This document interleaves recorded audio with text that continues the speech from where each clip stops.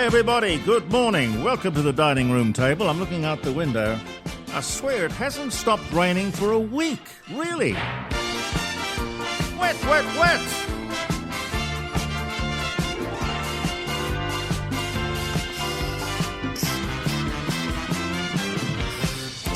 That's just in Adelaide. Mind you, wherever you are, it could be completely different.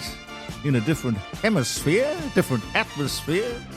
I don't know. We'll have to make sure that the weather forecast we give you at 10 and 11 o'clock is amended to reflect the weather outside that window. Good morning. It's June the 5th, ladies and gentlemen.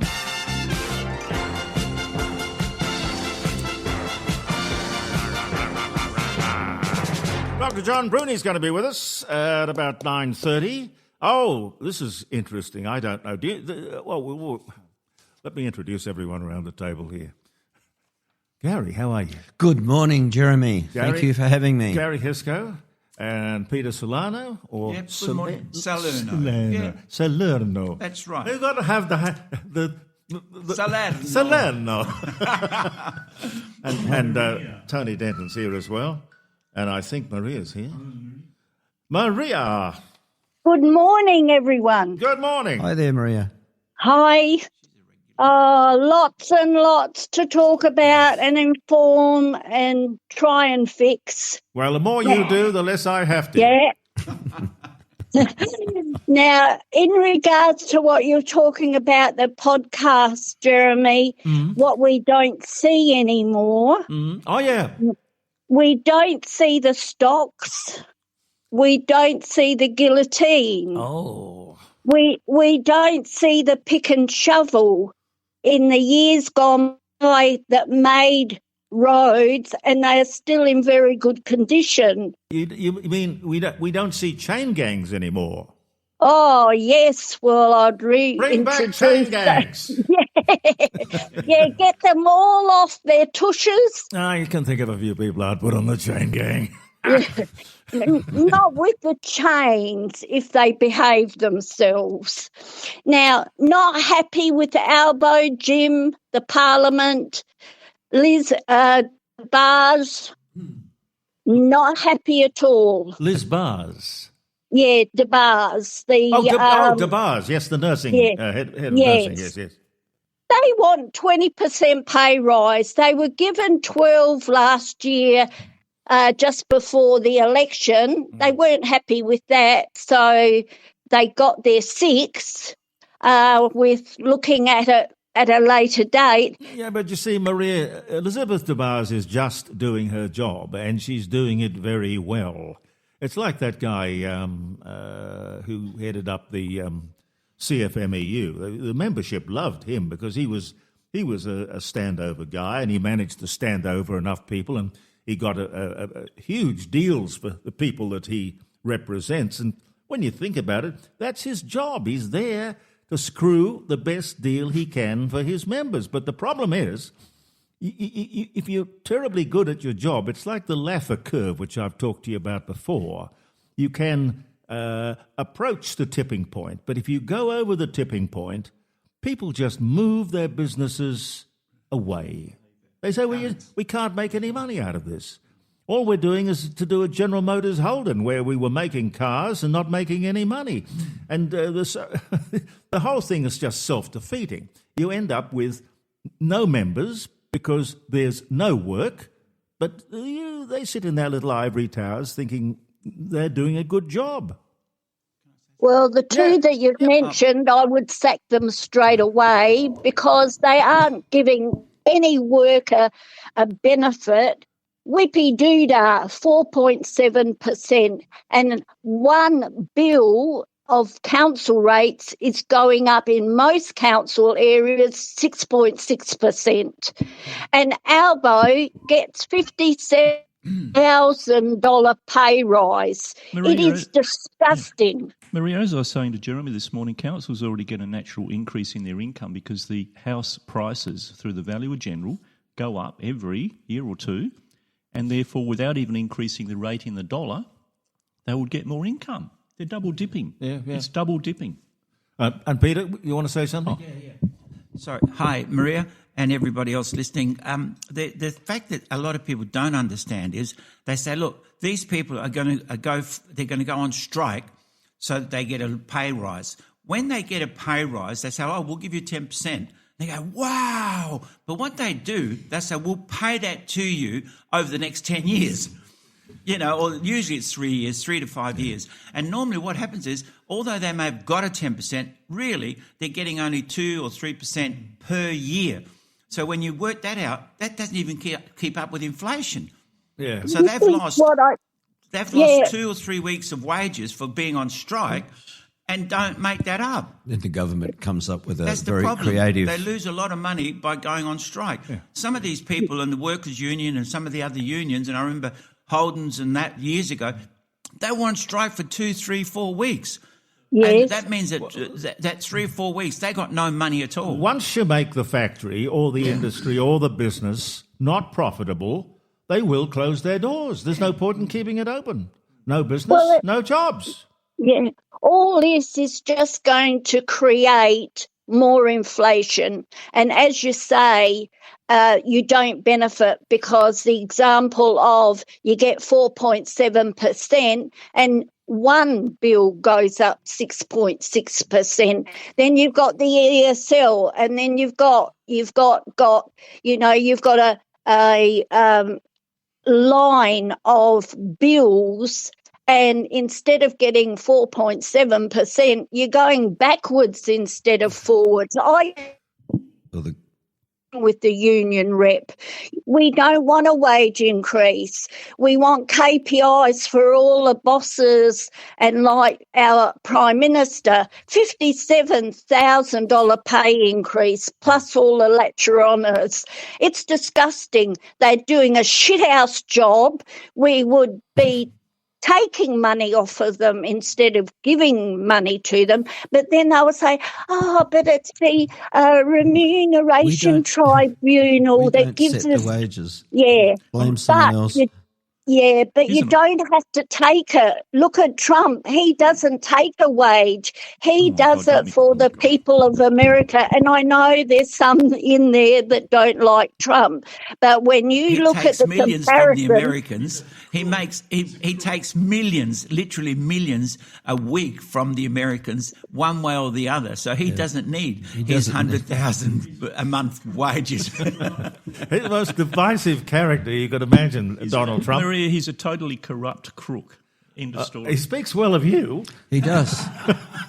He should be in jail. He should be in jail. Well, the interesting thing is that the government is doing a General Motors Holden. In other words, it is taking so much money from the people. We're the golden goose, right? We're laying the golden egg. Now, you even somebody with half a brain would feed the goose if he wanted the eggs to be continually laid. But and I was doing this on the podcast the other day, listing all of the taxes. I was talking about the Laffer curve, where you've got income tax, and for many that's 47%. Then you've got, as you say, the emergency services levy, the rates, the taxes, the excise, the fringe benefits tax, the taxes coming out of taxes. So you reach a point where people just look at it and say, there's no point in working. There's nothing in it for me. All I'm doing is to slave away to send money and pay taxes directly or indirectly to the government. And frankly, we don't think they're doing a very good job. So that's when you sort of have a strike like you've never seen a strike before. Well, there was a lady being interviewed the other day. She was saying they've got 3 kids and she spends $450 per day for childcare, and she's on, the basic wage, whatever that was. Do you know why the childcare is so expensive? And the same reason that medical care is so expensive. You've got the government involved. The government comes along and gives the childcare industry a subsidy. Now, these are not for profits. These are for profit people. The government puts in the subsidy, and you have a thing called a gap, whether it's a childcare centre or it's your local general practitioner. And nothing can control what that gap is going to be. It can be absolutely anything that the proprietor or the doctor or the practitioner wants it to be. So, if you really want to keep the cost of things down, keep the government out of it. Oh, sometimes you need the government if it's a good government, because look at Howard. He had paid off the debt. He had money in the bank. He didn't flit it away like drunken politicians in Parliament House. He controlled spending. He had excess. Fantastic person, pulling all the right reins. Not like this stupid idiot, and I'm sorry to use that language, but he is. He's lying. Add to the lie list, he fell off the stage and he's saying he hasn't fell off the stage. Now, the other thing that really sticks in my craw, SA Health doctors being paid out $64 million for development reimbursements in 12 months, and people out there waiting 5.5 years, 6 years for hip replacements and knee replacements. Yeah, we've got that story somewhere where these doctors apparently went overseas and they bought cars and they bought expensive watches and fountain pens, and it was all put up to the government through this fund of personal professional development. Yeah. Now, $64 million. How many hip replacements? How many knee replacements?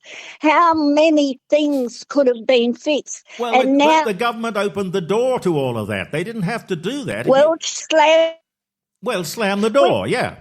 Have to have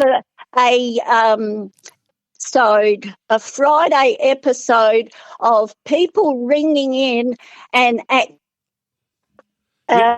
you keep dropping out. But listen to this, Maria.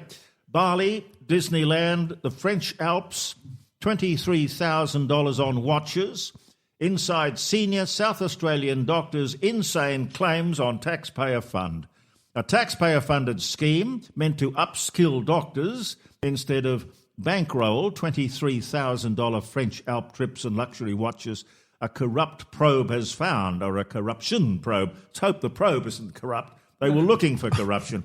A taxpayer-funded scheme, where are we now? An investigation by the Independent Commission Against Corruption, AUKUS, into South Australia's Professional Development Fund. I'd never heard of that. Has revealed extraordinary expenses. These claims filed by senior medics in the state. The taxpayer-funded scheme allows claims of up to $23,000 to be lodged each year for professional development activity and is open to consultants, medical practitioners and registrars. Between the 25th April 225 and April 2026, SA Health spent $64 million, this is the money you're talking about, Maria, $64 million on the scheme. But an ICAC probe has revealed just some of the astonishing things medics have used the scheme to claim back for since its introduction. $23,000 watches, a 5-night trip to Disneyland for 4 people worth $3,400, $23,000 in flights and accommodation to the French Alps, $12,000 in a wellness retreat in Bali. Wow. We all need that. Other lavish claims included $7,350 work bag. A work bag for $700. A $1,260 fountain pen. $68,600 in Apple products, including 4 watches, 5 iPads, 4 mobile phones, and so it goes on. You'd have to say, I'm just scanning down this story. I'm just to tell me how many of these people went to jail. And I don't think anybody's gone to jail. I mean, pointing out corruption, Maria, is not fixing it. It's just pointing it out and making people like us mad.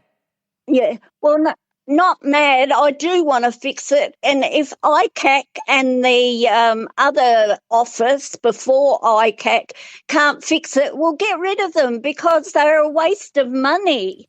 that amount of 68,600 is for one doctor that had over a 4-year period 5 tablets, iPads, 4 mobile phones and 4 laptops. Why do you need 4? I don't know, but what's that got to do with upskilling yourself? A professional development fund. Who thought of that? Who thought of that? I'd get hold of the bloke who thought of that. Yeah, it's in the enterprise bargaining because it attracts people, supposedly, the whoever's in charge of the doctors when they did their enterprise bargaining. And as I say, if they cannot get rid of that corruption, and that is corruption, because good money after bad, it's going to these people. Going to Fiji and doing a development course online. Well, I can tell you this. I've been to Fiji, and I didn't see too much development. I wouldn't be going to Fiji to study development. Anyway, what did you think of the state budget? You read a bit about that? Yeah, a little bit, and Tom beating his chest that he's done such a good job and our credit rating is fantastic. Well, Tom, I remind you, it's the same credit rating that gave us the GFC. So don't beat your chest. It's not good, and we, the public out here, want to see results. Don't dangle the carrot in front of us and it sounds nice, but it's not, because it's going to put us further into debt and saying, oh, yes, it's right, we can fix it, we can handle it. No, we can't, because we're being taxed from the state, we're being taxed to death from the federal and Commonwealth, whichever one, because one minute we're federal government, the next minute we're Commonwealth government. I don't know, is there 2 or is there 1 or what? You know what caused the financial crisis? You know what caused it? Yeah, rotten corruption. No. It was a drive in the United States through the state-owned or the federally owned banks, lending organisations such as Fannie Mae. And the idea was to get people as inexpensively, this sounds awfully familiar, inexpensively as possible into a home. Now, what did that do? What that did was to create a problem where people didn't have any skin in the game. They came in on a minimum deposit, perhaps 5%. Gee, that sounds familiar. Doesn't sounds really. The one thing we learn from history is we learn nothing from history. It's exactly what they're doing. Although in the US they can just walk away and put the key in the letterbox. But that's right. But Whereas what happens? Do you know why they walked away? Well, they're in negative equity. Negative equity. Yeah, and that's coming to a house near you. Absolutely. Thank you, Prime Minister. Yep. That's all our own work. And they're trapping young people because they're the ones that would go for this 5% nonsense. And so those people are going to be slaves for the rest of their life. And in itself, the 5% has driven up the cost of those lower cost houses absolutely faster than the middle and higher. These same people have been shackled with HEX debt too. Yep. No, it's a big problem, Maria. Very big, and we've got to scream loudly. I've still got my pitchfork outside the front door, and don't sit quietly like a little church mouse like I used to be and say, I can't imagine that. I can't imagine you being a little church mouse. Somehow you've gathered speed, Maria. What happened to change that? I seen the light. Oh, fabulous. We've heard of that. Maria, are you married? I was. I'm widowed. Ah, okay. Yeah. Oh, that's a shame. Are you going to do it again? No. That's pretty definite. No, I had a things. good. Yeah, I had a good one. So no.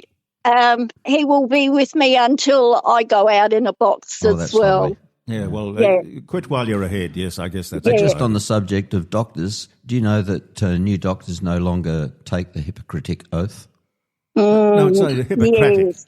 So, Yeah. No, I said that word. I said that word purposely. I knew you'd grab that. Yeah. Isn't it sad?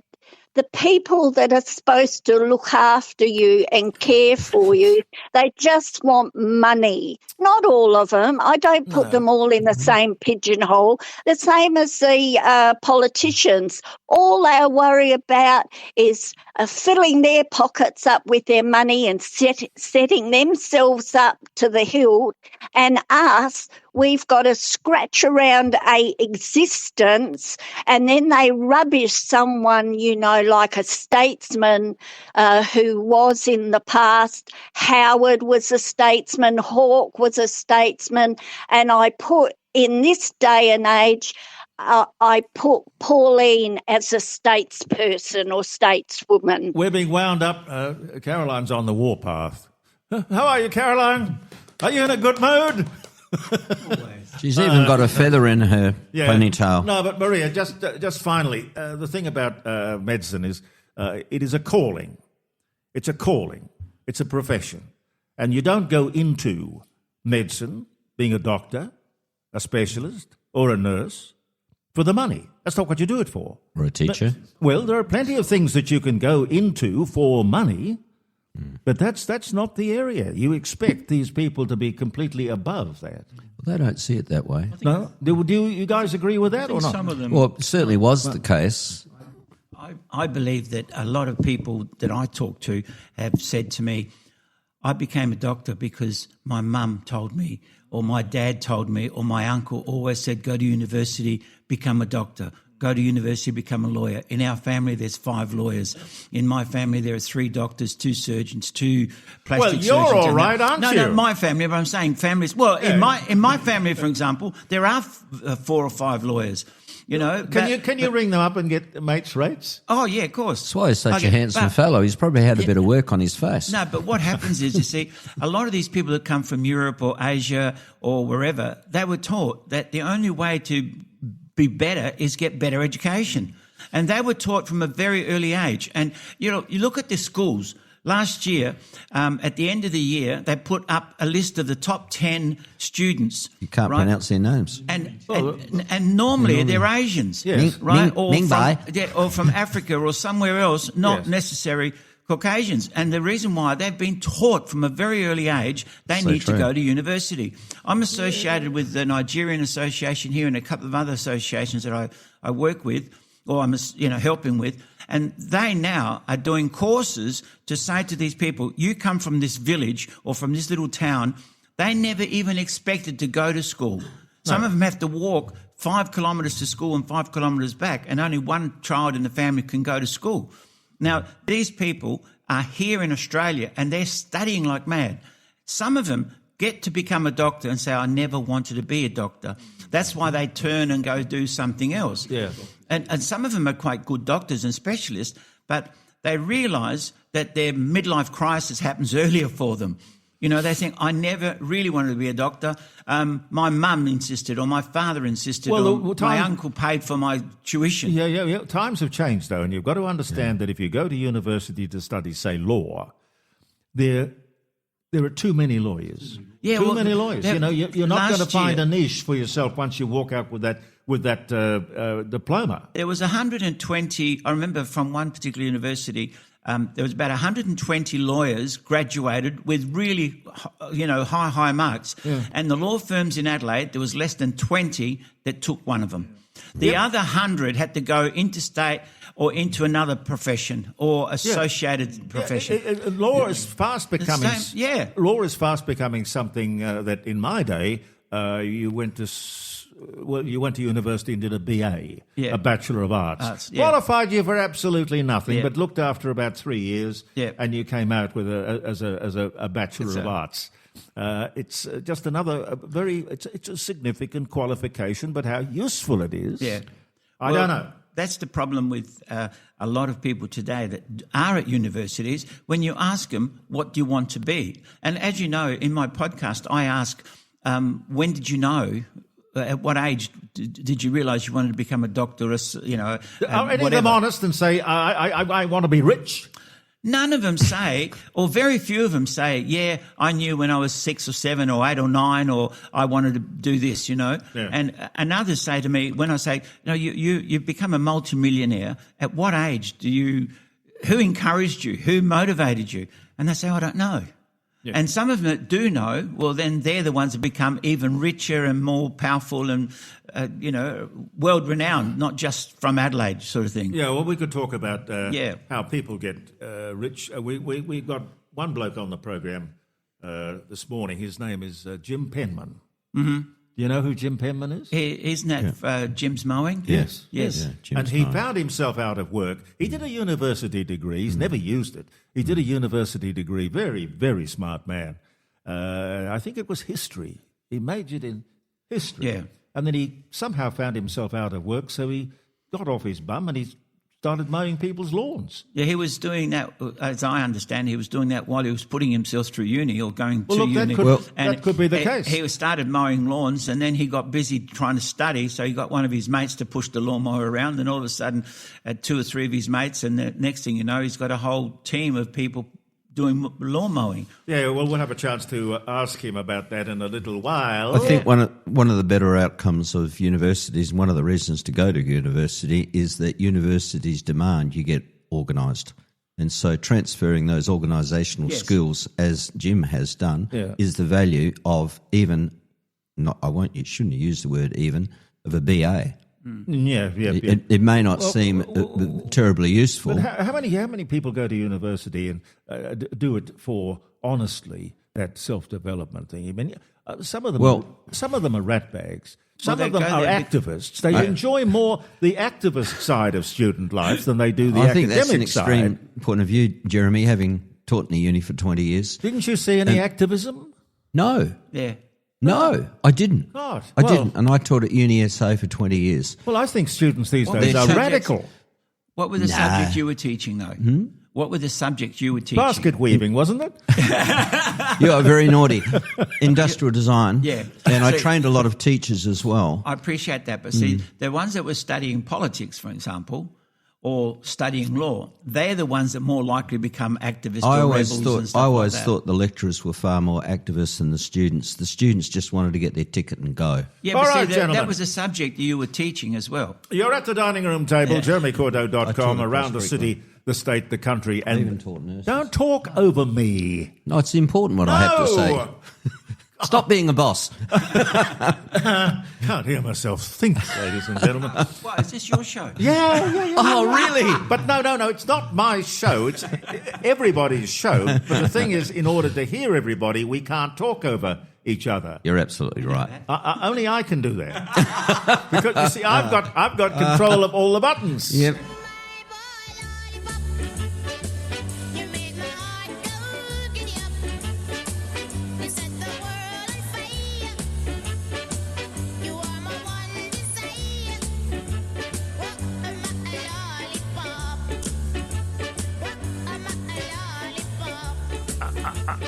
Lollipop. Whatever happened to Millie Small? I mean, that was a one-hit wonder, wasn't it? But a good song, My Boy Lollipop. Dr. John Bruni's coming in. He'll be with us shortly. Good God, look at that. Sun shining. I haven't seen that for a week.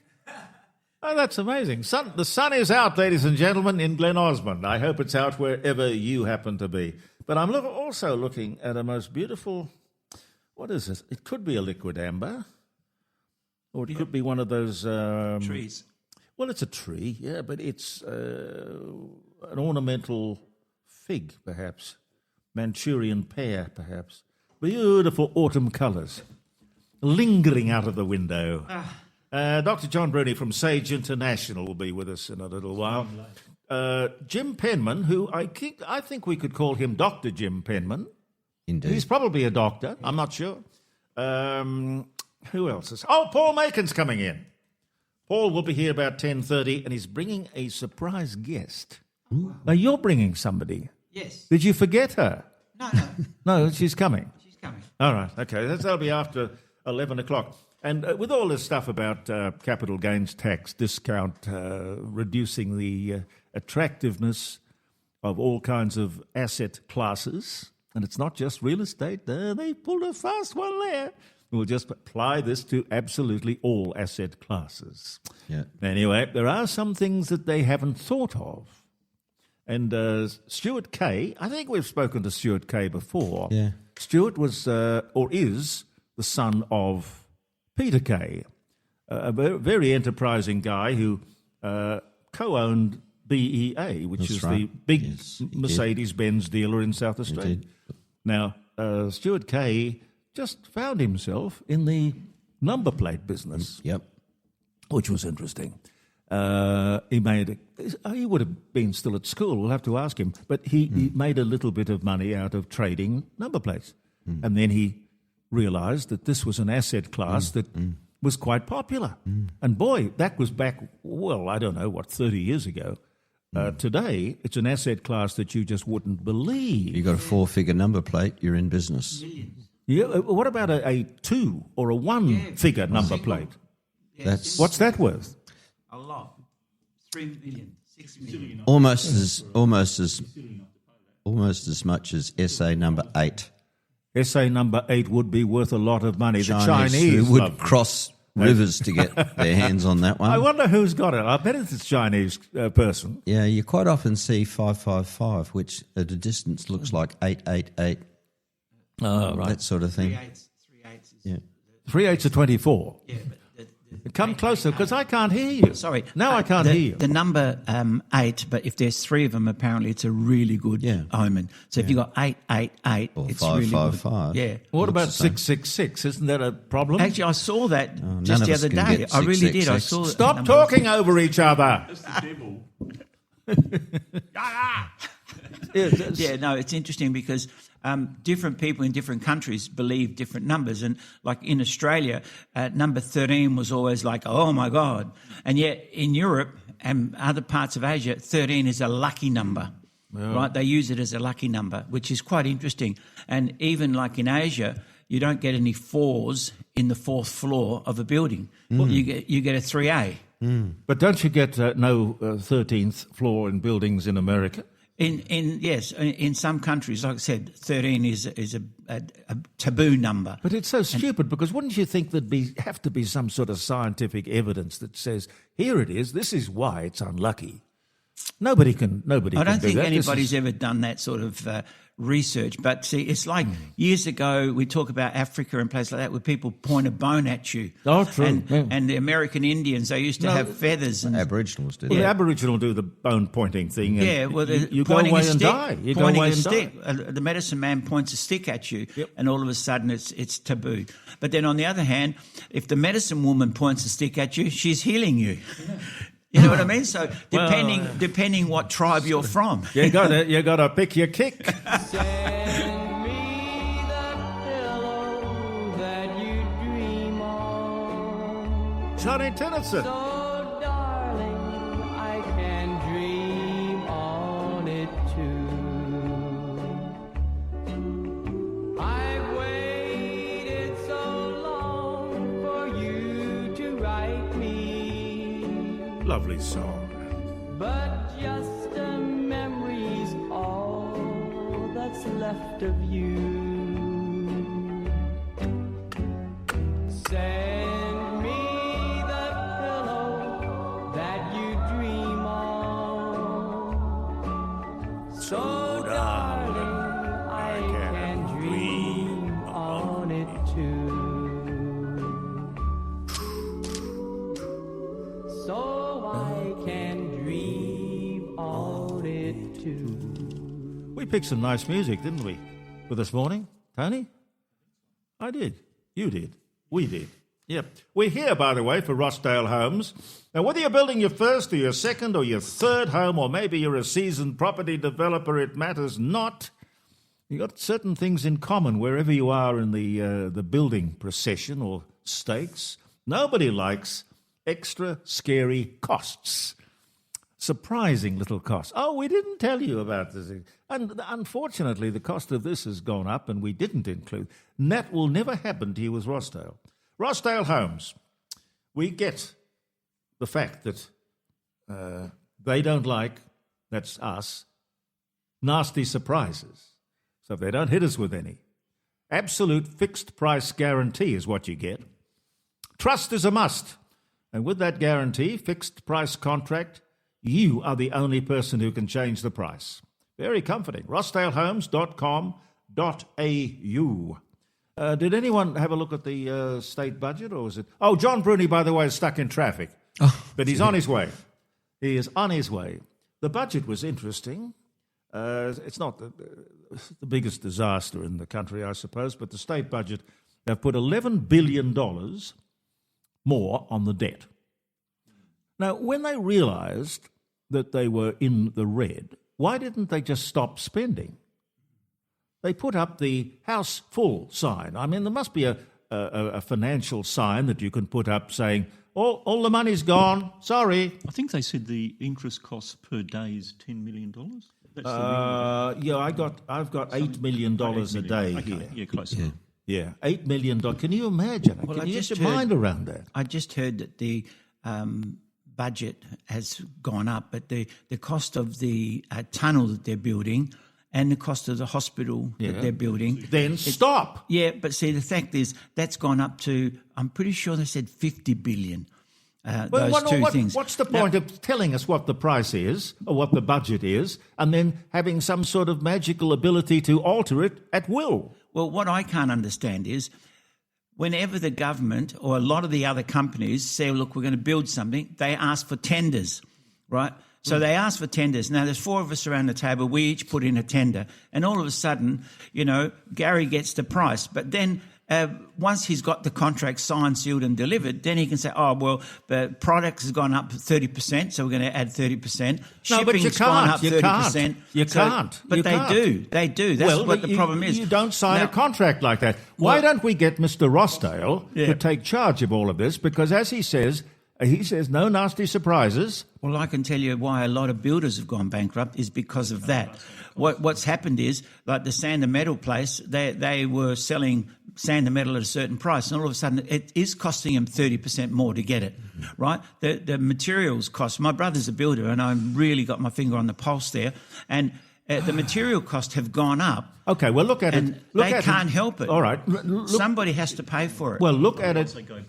Look at it at the personal level. I know what you mean. The personal level. Now, when I have run out of money for the week, I just stop spending.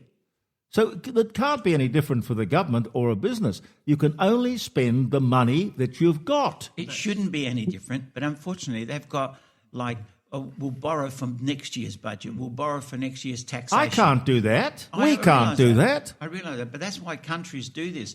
And there are international lending organisations, half a dozen of them only, that own the world. Well, I wouldn't mind if it worked, but clearly here's a demonstration right here. But it doesn't work. It works for the people lending them the money. But we don't care about them. Yeah, I know. We care about us. They don't get their money back if they're not careful.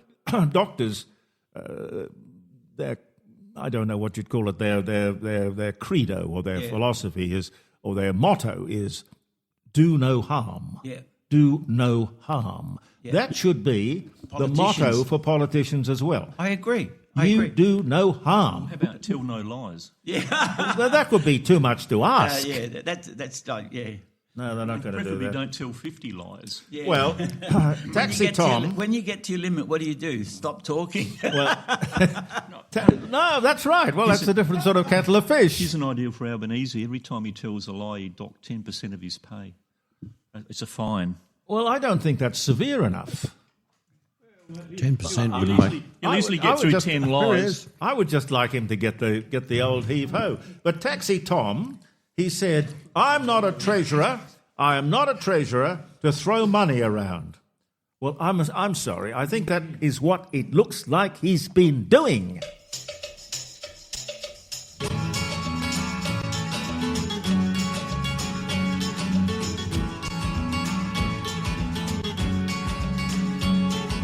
I should have known you'd bid me farewell.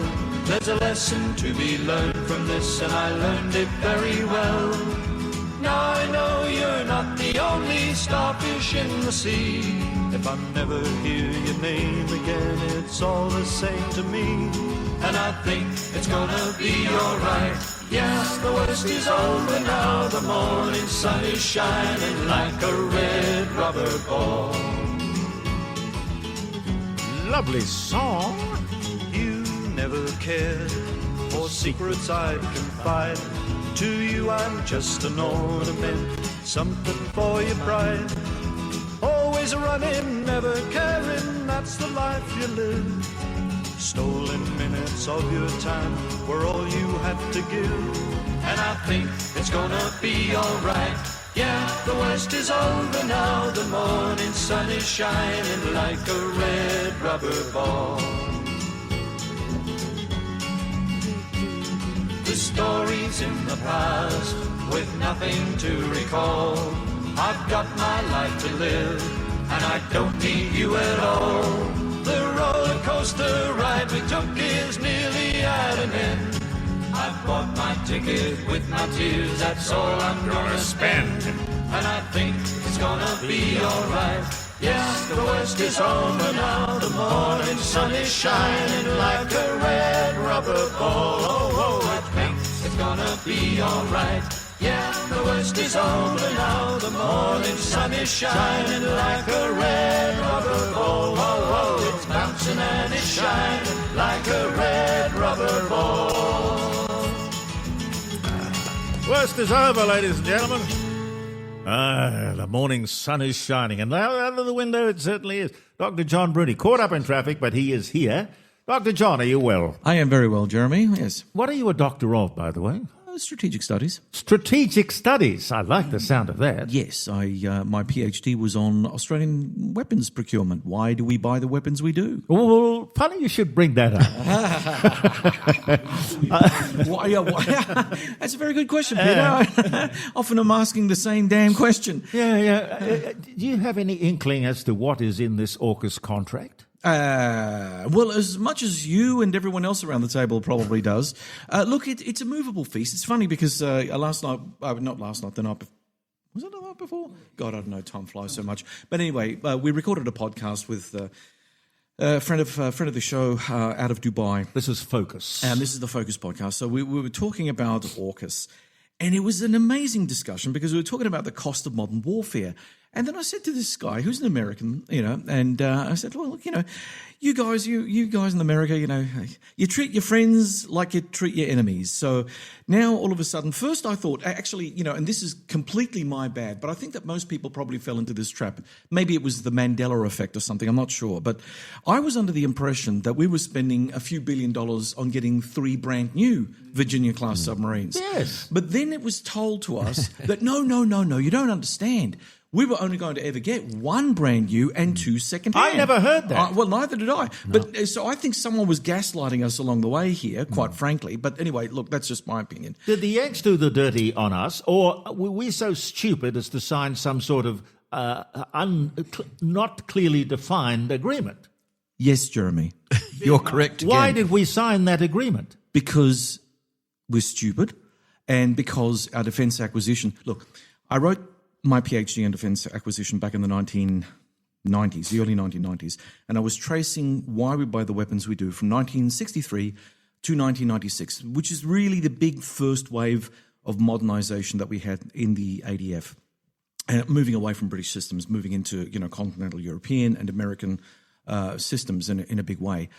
And frankly, while we have had some success in our acquisition cycle, if you will, there have been more failures than successes, and every failure is like the government of the day screwing around with taxpayers' money and thinking, well, don't worry, we can absorb this little hit to our bottom line, no problems. It's defence, and much of it is classified, so it's not for us, the poor plebe paying for it. It's not up to us to have any idea of what the government is doing, right? Because see, this is the other thing that I really hate about the system that we have here. We classify literally everything. Whether it's military or non-military, we just want to classify it because we know that there are a bunch of dunderheads somewhere in Canberra mucking around, I don't know, looking at Pornhub. I don't know what they're doing, but they're getting great wads of money from us poor schmoes out in the community. We're paying for service, and the return on investment simply isn't there. If we were to add up the litany of defence acquisition failures from World War II to today, we'd be probably cruising into and nobody goes hundreds of billions, if not $1 trillion. Nobody goes to jail. Nobody goes to jail. Well, no one's accountable because the system protects those who make the decisions, both politically and policy-wise. Who ordered the Sea Sprite? Oh God, I can't off the top of my head. You remember the Sea Sprite? But it was a Liberal Party thing at that time because look, they're all the same. They're all the same. In that sense, you can honestly say we've got a political class of clowns on both sides, and they treat you, the average consumer, as the mugs that you are. Why not bring you in as an expert and get some advice from you? Fat chance. Well, what about the Taipan? The Taipan was just another fell out of the sky a lot. Well, I can talk about what was the first landing helicopter pad ships, the Manura and the Canimbla. Before we got the Spanish flat tops, right? And the Spanish flat tops, they were okay. The Navantia ships aren't too bad. The air warfare destroyers aren't too bad. But we're not talking about the things that aren't too bad, because even the things that aren't too bad tend to slip in time, tend to slip in budget. So therefore, over a period of time, you're promised to only pay so much for an item, but you end up paying at least twice, if not three times. So the money's obviously going to those in need in the system, creating the space for themselves. Yeah. Right. Well, what was the deal for the AUKUS submarines? It was $60 billion? $360 billion. You know how much we've already spent? Yeah, I know. We've taken suitcases of money over there already. $5.6 billion. And we've got nothing. The latest, and we've got absolutely bloody nothing for it. Why would we hand over anything and find ourselves with this rubbery arrangement that can change by the day? Because we're stupid, Jeremy. It's really that simple. Look, Peter, legally speaking, you're absolutely right. Yes, they've got smarter lawyers. Yeah. They've got smarter lawyers and better negotiators. Oh. And unfortunately, there are people who are good salesmen and there are people who are good negotiators. Okay, well, the politicians aren't. Okay, well, if the opposition can't hold these guys to the deal, sorry, we didn't sign up for this. I'm assuming the opposition would get a look at this deal before it was signed off on? Oh, yeah. It's all bipartisan, Jeremy. But Peter raises an interesting point here because you kind of think to yourself, okay, they've got better lawyers, blah, blah, blah, and all. Yeah, everyone's protected and it's all a nice, cosy arrangement. But where do we get most of our politicians from, both Liberal and Labor? From the legal community. You would think, it's an irony, right? Yeah. You would think with all that smartness that we have in Adelaide and Canberra and Perth and Hobart and Sydney, that all of these people would be so smart that they would not let their country walk into I don't want to say the word trap, right? Yeah. I've got to say something. Earlier on, I mentioned that I'm related to about 7 different lawyers, right? And they're all, each one of them, a specialist in their field. But you ask one of them about the other field, they have no idea, right? Years ago, I was doing a business and I went to the lawyer who was in the office next door and I said, can you do this for me? He said, yeah, of course. I thought a lawyer was a lawyer. This was a long time ago. And the lawyer said, yeah, we do those sort of contracts. Yeah, we'll do that. And he wrote up a contract. I reckon he just pressed the button on his machine and it used to just print out a standard contract. But what happened was I read the contract myself and not being a total layman, and I thought, this is bloody ridiculous. And I went and confronted him. No, not only that. Later I found out, he was a divorce lawyer. He had no idea on contract law. AI is going to change all of that because lawyers. But some of these lawyers are really good, and like I said, the politicians might be good at that particular field. They don't understand the negotiations of how to negotiate. They don't understand of budgeting down. They'll say, how much you want? Yeah, all right. Oh, what about this, what about that? They partly negotiate, right? But they don't know how to be a salesperson to sell it down, right? They just buy at whatever price is declared. Peter's absolutely correct here, but there is another thing at stake, and that is how we view ourselves in the world. Now, as a junior partner to the United States who knows their place, we will not stick up our head over the parapet and challenge the Americans legally, ethically, or morally on anything. Why? Because they're the big guys. They're the guys that we want charging over the Pacific to save our bacon whenever we want them to do so. This is the price that we pay. So, yes, there's all of the things that Peter says. Layer that on top of our small-minded view of where we are situated in the relationship with the United States. And there is your catastrophe. It is, look, I will tell you, hand on heart, so long as the system maintains itself, and it will, it doesn't matter who ends up being in government, we will end up having the same sorts of episodic catastrophes in defence acquisition moving forward because we don't learn the lesson. Oh, and by the way, in defence itself, there is no corporate memory. There is no group of specialists who know the defence acquisition book. I wrote one, but I don't know how many people read it. The fact of the matter is that you have a bunch of people who come in. We've got an undermanned defence force. Most of those people in uniform are wearing about 3 or 4 different hats, meaning they've got 3 or 4 different responsibilities at any one given point in time. Then there is the slippery slope that they're trying to climb up at the same time. Acquisition is not sexy. Flying a jet fighter is sexy. Acquisition may save the taxpayers a lot of money if it's done correctly. That's not the sexy part of defence. The sexy part, drive a ship, drive a tank, drive a plane. That's what I'm interested in. And then when you get into the golden age of your retirement, you get whisked away to the United States or some beautiful European capital to act as a defence attaché somewhere or to work in defence industry. This is a corrupt system. Let it not be said that these people are purely trying to defend Australia. They're defending a system that has metastasized and destroyed our defence capability. And now we've got governments, promising this, that, and the other. And what are they doing? They're spending billions of dollars on flights of fancy that we may never see. So who will be accountable? I mean, I would go so far as to say, if I had godlike powers, I'd put Scott Morrison in this chair right here and say, how dare you get us involved in AUKUS? But did you not think this thing through, you idiot? But isn't that the role of the media in all of this? The fourth estate is in the back pocket of the parties. How many... when I grew up, bloody 60 years old now, God damn it. But anyway, when I was a kid... Don't grow up. Don't grow up. No, I won't.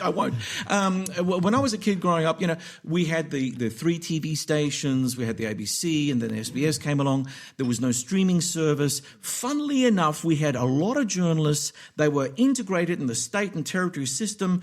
It was decentralized, and people were not afraid of going after crap when it happened, right? That was what journalism was. It was the fourth estate, Jeremy. And you were part of it. Yep, but right? Competitive Correct. Journalism. Correct. You had to go out there and get the story, right. Now, because we've streamlined our processes, we've got, I heard somewhere, I think a friend of mine said to me that they're going to close the ABC studios down at Collinswood because it's just... nobody there. Yeah, it's empty. Beautiful real estate. It's a great opportunity.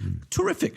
But we've now pared down the TV stations here in Adelaide to tiny little buildings because, of course, technology has taken over where the big studios once lived. But that's not the point. They're also reducing the staff, which means that you don't have enough people doing the fourth estate job in Adelaide anymore. No. Most of our news comes from interstate. That's how bad things are, right? So as we're concentrating power... And those few legacy media outlets that are left are in the back pocket of the political parties, and they act as propagandists. Yeah. They act as not wanting to get to the truth for the public. No. They act in favour of those in charge, and that is a problem. The media release comes out, and it just merely gets reprinted. Absolutely. Yeah. There were some fantastic political journalists that I can remember, and they held the government to account. They they put fear into the hearts of these people. The other day I had Shane Yin on the program, and when he was working for Channel 9 as a reporter or a journalist and cameraman, he would say that the politicians were afraid of the investigative reporters because the investigative reporters dug in deep and got to the real issue. Today, unfortunately, I'm involved with a couple of different political parties, helping them out and doing things. We got what they call bots now. I don't even understand it, but this AI and this computer, what you do, as soon as you put something on and they don't like it, they'll get 100,000 people bombing it, sort of thing. Right? This is how I understand it. So what happens is they write something about me and somebody likes me, they go, oh, wow, forward, share. If they write something they don't like, they say, oh, wow, let's bomb this, boom, boom, boom, and they explode it. So what happens is, it's called bot or something. It's called bot. And what happens is somebody wrote something about a very, very good friend of mine and put it on their webpage, right, where they're working. The other day, somebody saw that and put a really, really nasty comment about it and brought up something from the past and said, did you know this person did this and this? And this person weared their pants when they were at school. So there's every other person. They don't always admit it, but they did it. And all of a sudden they're saying things like that just to make it look bad. Now, with the political parties at the moment, there is one political party in Australia that's become number one. All of a sudden, over the top of all the others. That's all done through bots. And you check it out, so many of these AI things now are false stories. They put up a story and all of a sudden it gets flooded to all the members, and yet it wasn't correct. There's no such thing as investigative journalists anymore or prove your story. You just put it up and all of a sudden everything goes. That's what happens with a lot of things in Australian politics. That's what happens with world politics, and unfortunately that's why we make a lot of bad decisions. Yeah, well, I can't believe that Richard Marles, the Deputy Prime Minister and Defence Minister, can look down the barrel when journalists, I imagine, standing around and just say, oh, didn't we tell you? Yeah, that's right, gaslighting. Yeah, well, didn't we tell you? And then he says, oh, this is all very good. It's exactly what we want. You're all going to plan, Jeremy. Why would we want hand-me-down submarines when we're paying top dollar for the state-of-the-art? How many miles have these submarines done when we get them? Good question. And also there's a little thing called maintenance on old boats, right? Now, at the moment, there's a controversy over something called the life of type extension on the old Collins-class submarines, because, of course, it's going to take an indeterminate amount of time for the Americans to work out whether they're going to give us the 3 boats, right, even though we've already paid up front for them, right? And then there is also a huge question mark as to whether SSN AUKUS will ever get off the concept table, right? So, I mean, we're looking at about 2040, they say, but that's a conservative estimate. I'd say 2060 is probably more likely because, of course, American shipbuilding is in the toilet, but the British shipbuilding, the thing that's actually going to be the nub of the SSN AUKUS, is so far behind the Americans, and the Americans are bad, and we're putting all our faith in 2 countries that used to be good at building ships and submarines that aren't that anymore. Yeah. Well, why don't we learn the art of the used car salesman? Look, we've got 5. Collins class, they're great submarines. We're going to trade these in. Mr. Trump, would you take these 2 submarines as full payment for 1 Virginia class? That's a deal. That's a good deal. Now, because that's what he's doing to us. He's saying, here are these old submarines, and you're going to pay for them as if they were new, but they're just as good as new. Well, we don't know. We don't know. Just like we didn't know that we weren't getting 3 new Virginia submarines, we don't know how old these ones are. Why don't we go back to... It's not going to be that. You remember when you ran that... Sub-Summit back in 2015. The summit down at the Convention Centre. And it was clearly... we had the Japanese were there, the French, I think, the Germans, and the Japanese. Correct. and I think you opted for The Japanese. The Japanese. Correct. Why don't we revisit that? Well, look, I think there would be a great plan B to all this disaster that's about to swamp us, but I think that the politicians may have something to say about that. Okay, can you stay with us for a while? A little bit, yes. Lovely. You're listening to the Court of Public Opinion with Jeremy Cordeaux, where the time is 10 a.m. Australian Central Standard Time. Hey, what's the weather for the weekend gonna be? Will it be hot, cold, rain, snow?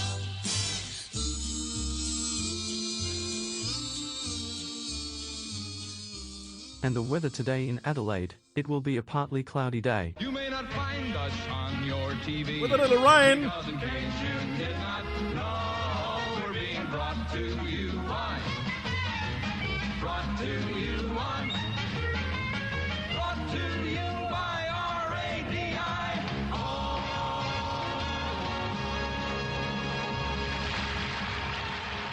Coming up on the show, by the way, Paul Makin is going to be with us. Peter's already here, as you well know. And I'm just putting a call, Stuart Kay too, later on. I'm just putting a call into Jim Penman. The famous, fabulous, smart Jim Penman. Are you there, sir? I am here, Jeremy. How are you? Bless you, bless you, bless you. I'm sitting here around the dining room table. Dr. John Bruni, who is an expert. You did tell me a second ago. It's strategic studies, defence acquisition, blah, blah, blah, blah. Yeah, you buy all these things. Yes. You know what to buy. Yes, I do. The defence acquisition expert of sorts, I think. Yes. Well, we were talking, Jim, about this submarine deal. Have you ever heard of a deal like that? We buy new submarines and then somehow they turn into second-hand ones. We don't know how second-hand they are or how many knots they've done. How would you handle this situation? Well, it seems to me Australia is in an increasingly perilous environment. It really is. Americans are less reliable than they were, and there's a lot of things going on in the world. To me, nuclear submarines that we may or may not get some decades into the future seem a fairly low priority. Yeah. What we've seen in the Ukraine war, for example, is the importance of small, cheap munitions, and that's something as a maritime country we should be very good at. Yep. Yeah. Well, drones and things like that, we do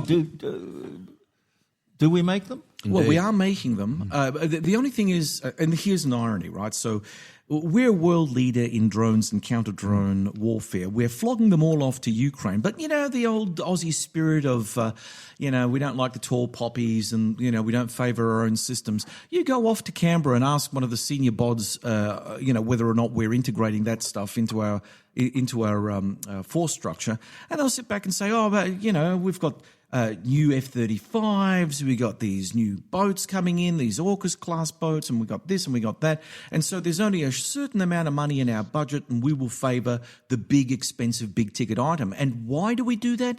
Because buying drones and missiles, as common sense as that may sound to you and I, is not what sells a headline for a politician. A politician wants to be wedded to a big project. It's a legacy thing. I brought AUKUS to fruition. I've got my name on that submarine, or I've got my name on that aircraft, or that big other project that we're thinking about. But if it's about, just equipping the Australian Armed Forces with the very thing it needs, which is basically semi-automated or automated drones, whether they be underwater drones or whether they be flying drones. And we are working on something that's really very cool, the Ghost Bat, which is basically, they call it the Loyal Wingman. It's like a robot fighter plane, effectively. So it could double the air power that we could field at any one time once these things roll out. I think more cheaply. Well, yes and no. Let's talk about the economics of things. The economics of modern warfare is expensive because we're always looking for the exquisite system. So if we buy the JSF, the JSF has got a human being. The human being is the computer that drives the cockpit. Now, that's expensive to train. The human pilot is very expensive to train and maintain for the life of him being a pilot. The aircraft itself is a cost on top of that. The maintenance of the aircraft is a cost on top of that. So the whole package, pilot, aircrew, aircraft, We don't, these are the hidden costs of the aircraft. When we say, a one JSF will cost, $200 million, that's only the base price. You're not counting in all the other millions of dollars incorporated in the tangentials. JSF is Joint Strike Fighter. Joint Strike Fighter, otherwise known as the F-35 F-35 or the Lightning. Yeah. Oh, God. Jim, is it possible you've built up this incredible empire by being, I've no doubt, being incredibly smart, but you reckon that looking at the government and the way they run everything and the cost of government, you reckon we could franchise out the whole thing and do it more cheaply? Oh, I'd love to. Particularly big sections of the public service. It's just unbelievable what goes on. You drive past, just in the littlest level, drive past an area where they're fixing up the road, and you go there, and there's like 8 people, 2 or 3 holding signs, and it's hard to see any of them actually working. This is government gone absolutely crazy. They're so inefficient. Things like building approvals are just a nightmare. We spend billions of dollars on these bureaucrats, and all they do is slow things down, take months to get anything done. Privatised a lot, I would say. But this is also the employment solution that government has for us. So we increase the size of government, we increase the size of local bureaucracy, and we think that we can absorb the labour force that way, rather than actually thinking, what does Australia need? What are we good at? And let's double down on all of that to make a lot of money for all of us going forward. We don't think of that, do we? Jim, no. How can we fix it? Oh, my goodness, I don't know if we can. You change the population and get another. People are just so enamoured of huge government. It just gets worse and worse by the day. We get this strangling bureaucracy at every level. And these people who impose this have no idea of the costs of what they're doing. And they have no idea of efficiency. Even in my own business, if you let loose, inefficiency can rise very fast. And I'm the entrepreneurial owner, but it can happen very, very easily in a public service where nobody's responsible for anything. Our public service could be a third the size that it is now. We would save uncounted billions and billions of dollars if we just had efficient government. But these people have such enormous political power. Who supports the Labor Party? Not the entrepreneurs like me. It's the people who win these feather bedding jobs and the unions with the charging 10 times as much to build anything. It's way, way out of proportion. It's so hard to build anything, to do anything in this country now. It's getting worse. We are really heading towards banana republic status. Well, Keating was right. Can we stop it, or is it too late? Or do we perhaps find somewhere else to live? Or I don't know. A banana republic. A banana republic, maybe. I don't know. I don't know. I'd like to think we could fight back in some way against some of this strangling bureaucracy. I mean, there are certain very slight signs, like here in Victoria, we've got the Labor government, which is an appalling government, is actually relaxing to a little bit the strangling hold of zoning. It doesn't go nearly far enough. But, I mean, those kinds of things, just get rid of stuff. Look, a perfect example is the taxi industry, all right? Taxis were controlled by government for decades. You limited the number of taxis. Then people like Uber and Lyft come along and they reduce, take away the government monopoly. You get 3 things happening. First of all, you get better service, then you get lower prices, and then you get more actual money earned by the people who drive the bloody things. All you got to do to get all those 3 great benefits is the government to stop interfering, and it applies to everything. Yeah, get out of the way. Get out of the way. We can make this country great and wealthy, and we don't need ever-rising taxes to do it. You could reduce taxes if you were just efficient in what you did. You know how many pages of tax law there are, Jim? Oh, my goodness. 17,000. 17,000 pages of tax law. That's a bloody scandal, Jeremy. And how many billions of dollars do we spend on the private companies trying to get around this labyrinth and maze of laws? Yeah. You need very, very simple taxes, low taxes with few exceptions. Simple. Places like Singapore do it far better than us. No wonder they're wealthier than we are. Just got better government. Wouldn't you think we would look at a model like Singapore, and they've got it right, thanks to a man called Lee Kuan Yew. And you'd say, well, look, we'll just go over there on a bit of a study tour and have a little look and see how they've done all of this. Look at Singapore, wealthier country than us. What have they got? They've got no mines, they've got no resources, they've got nothing. They've just got people with a decent government, and they're richer than we are. How lunatic is that? We have the best natural resources of any country on earth. But what are we doing with it? We're just strangling ourselves. Yeah, I'm just trying to find it here. In fact, today's an auspicious day for Singapore. There was Yeah, here it is. The first independent government of the state of Singapore is sworn in with Lee Kuan Yew as Prime Minister. This day, 1959, June 5. The best thing that ever happened to them was that man. Yeah, what happened was he did. Hi, Jim. It's Peter Salarno here. Hi, Peter. Yeah. Now, what happened? I remember reading it just recently as well, but I've been over there so many times and told about it. When he took over, he actually took over almost like a dictator. He said, "That's it. Every person here is going to have a home. Every person here is going to have so many work days and stuff." So he adopted everything that the world had, right? And he said, "We have to be the best," because Malaysia had kicked them out, right? And Malaysia didn't want anything to do with them, and the rest of the world sort of abandoned them. So he said, "Right, let's take over. Let's build it." And like you said, Jim, they've got no natural products. They've got nothing this, nothing that, nothing that. They became the world's #1 port. You know, Yeah, they but more petrol. Most of it is on reclaimed land. You know, they didn't even have the land. Yeah, that's right. They haven't even got land. It wasn't a big island. They haven't even got land. They've got no minerals. They've got nothing. They've got no oil. They've got nothing. Yeah, but they just got good government. Yeah, they've got good government and they've got good management. And low taxes. And low taxes. But see, and of course, if you own a car there, it's very, very expensive to drive around because they don't want the pollution. Years ago, Singapore stopped people spitting on the floor or on the ground, and then they stopped chewing gums because there was chewing gum everywhere. Yeah. Now, for them to make such a radical decision at that time was like, wow. Yep. But now everybody in the world is saying we should have done that too. Yeah, and Jim, we've learned so much from Singapore. Yeah, but people used to say on my program, when we had Lee Kuan Yew on the program at one time, this is in the day, it was the same visit where he dropped that line about Australia will become the white trash of Asia. Yeah. Yep. Yeah. And he was so right. Smart man. Very smart man. I don't know. I find the whole thing so frustrating. I'm involved in different areas like franchising, like my wife's a builder. You look at all the, then you look at the employment of staff and stuff. The level of strangling is just going for higher and higher. More and more of the population is just employed by government, which is main role just to stop anybody else doing anything at all. We can't get anything done. We can't get anything built. It's just so difficult, and it's getting worse by the day. And someone like you would find getting into politics or getting into government enormously frustrating, and you wouldn't be bothered. No, frankly, no. But we need business people is a like lot. you At least there. you got control. We sort of need people like you there, entrepreneurs and people who have started from nothing and built up a big business.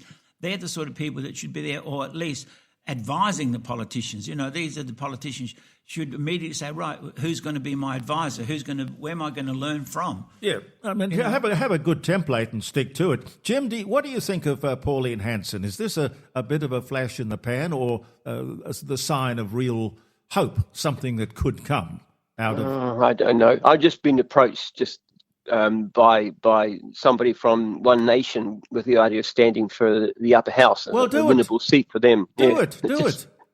You would be no. amazing. Actually, what I actually did is I wrote back. This has just happened yesterday. As a fact, I wrote back to them and I said, "Look at your policies on zoning reform. You don't go far enough." I said, "You get rid of you have a policy to get rid of zoning, and I will give you some support." That's basically my situation. Well, tell me about zoning. Why is zoning such a problem?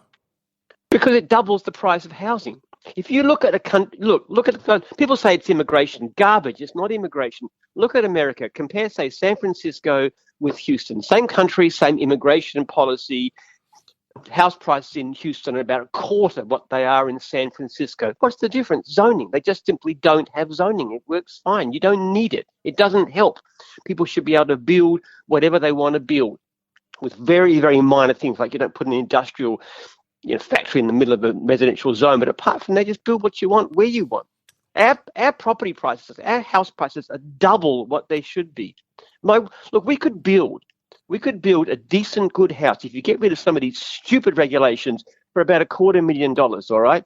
Now, make land available for subdivision, cost of the land's maybe $100,000. Like I've got 5 acres, for heaven's sake, which can't be subdivided. This is 5 minutes from the station, all right? Allow those places to be divided. You got the land price might be $100,000, $250,000 to buy the house, $50,000 profit. You got a house for $400,000 instead of paying $1 million. How good is that? New house, nice house. The only thing that stops us is government. Well, in whose interest is it to complicate things in this manner? Well, I think it's often people who are wealthy, and this is one of the problems with getting advice from people who are already wealthy, is they've got different ideas. Like if you're a multi-millionaire, having ever-rising property prices is a good idea.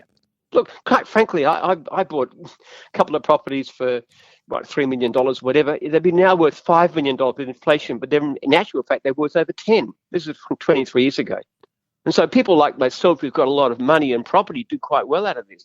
But the poor sods who are trying to rent houses and buy houses and so forth are in such a terrible situation. So it's kind of like the government's there saying, okay, we've got these people in need, who need affordable housing, affordable rent, and we've got these multi-millionaires, which is most important. I know, let's screw the ordinary people and help the multi-millionaires become even richer.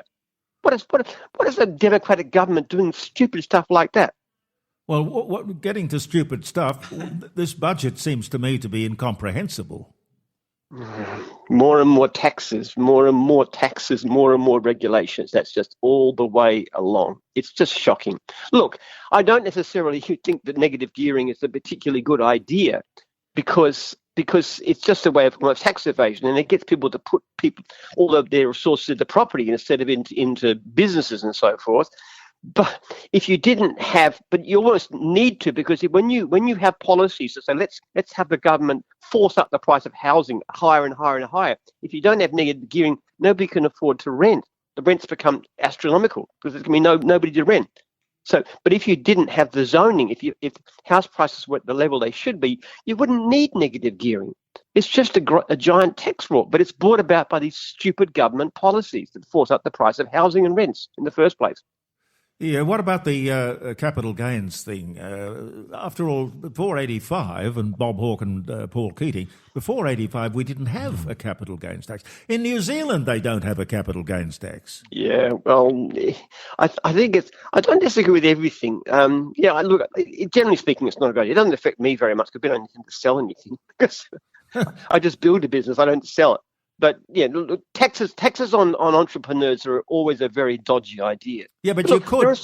There are certain things that I think they're doing this sensible. For example, the limit on superannuation over $3 million makes sense to me, because if you've got more than $3 million worth of superannuation, you're not really saving for your old age, are you? I mean, I have super, but only because it's a tax thing, nothing to do with security. So I think there are certain things you could clamp down on.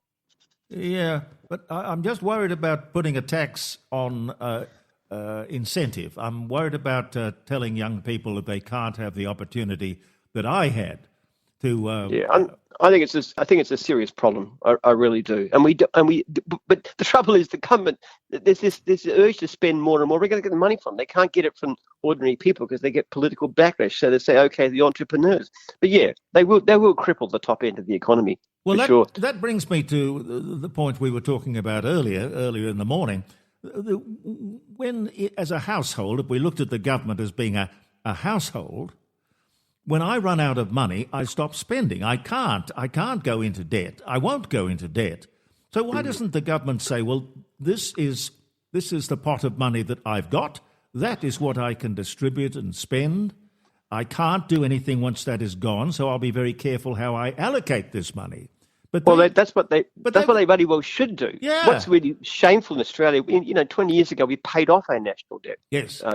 And now we're getting deeper.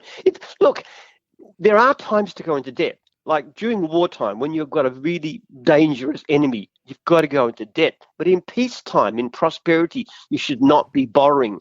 It's ridiculous. Government debt's costing us more than Medicare now, and it gets worse by the day. It's just rising and rising in a time of peace. What are we going to do if things get difficult, for heaven's sake? It's crazy. You've got to cut back on spending. There's just got to cut it back. And it was so easy. Just efficiency, basic systems of efficiency, basic systems, getting rid of stupid regulations could cut government spending dramatically. without taking anything away from those who really need it. Yeah, but Jim, there's one thing, John here.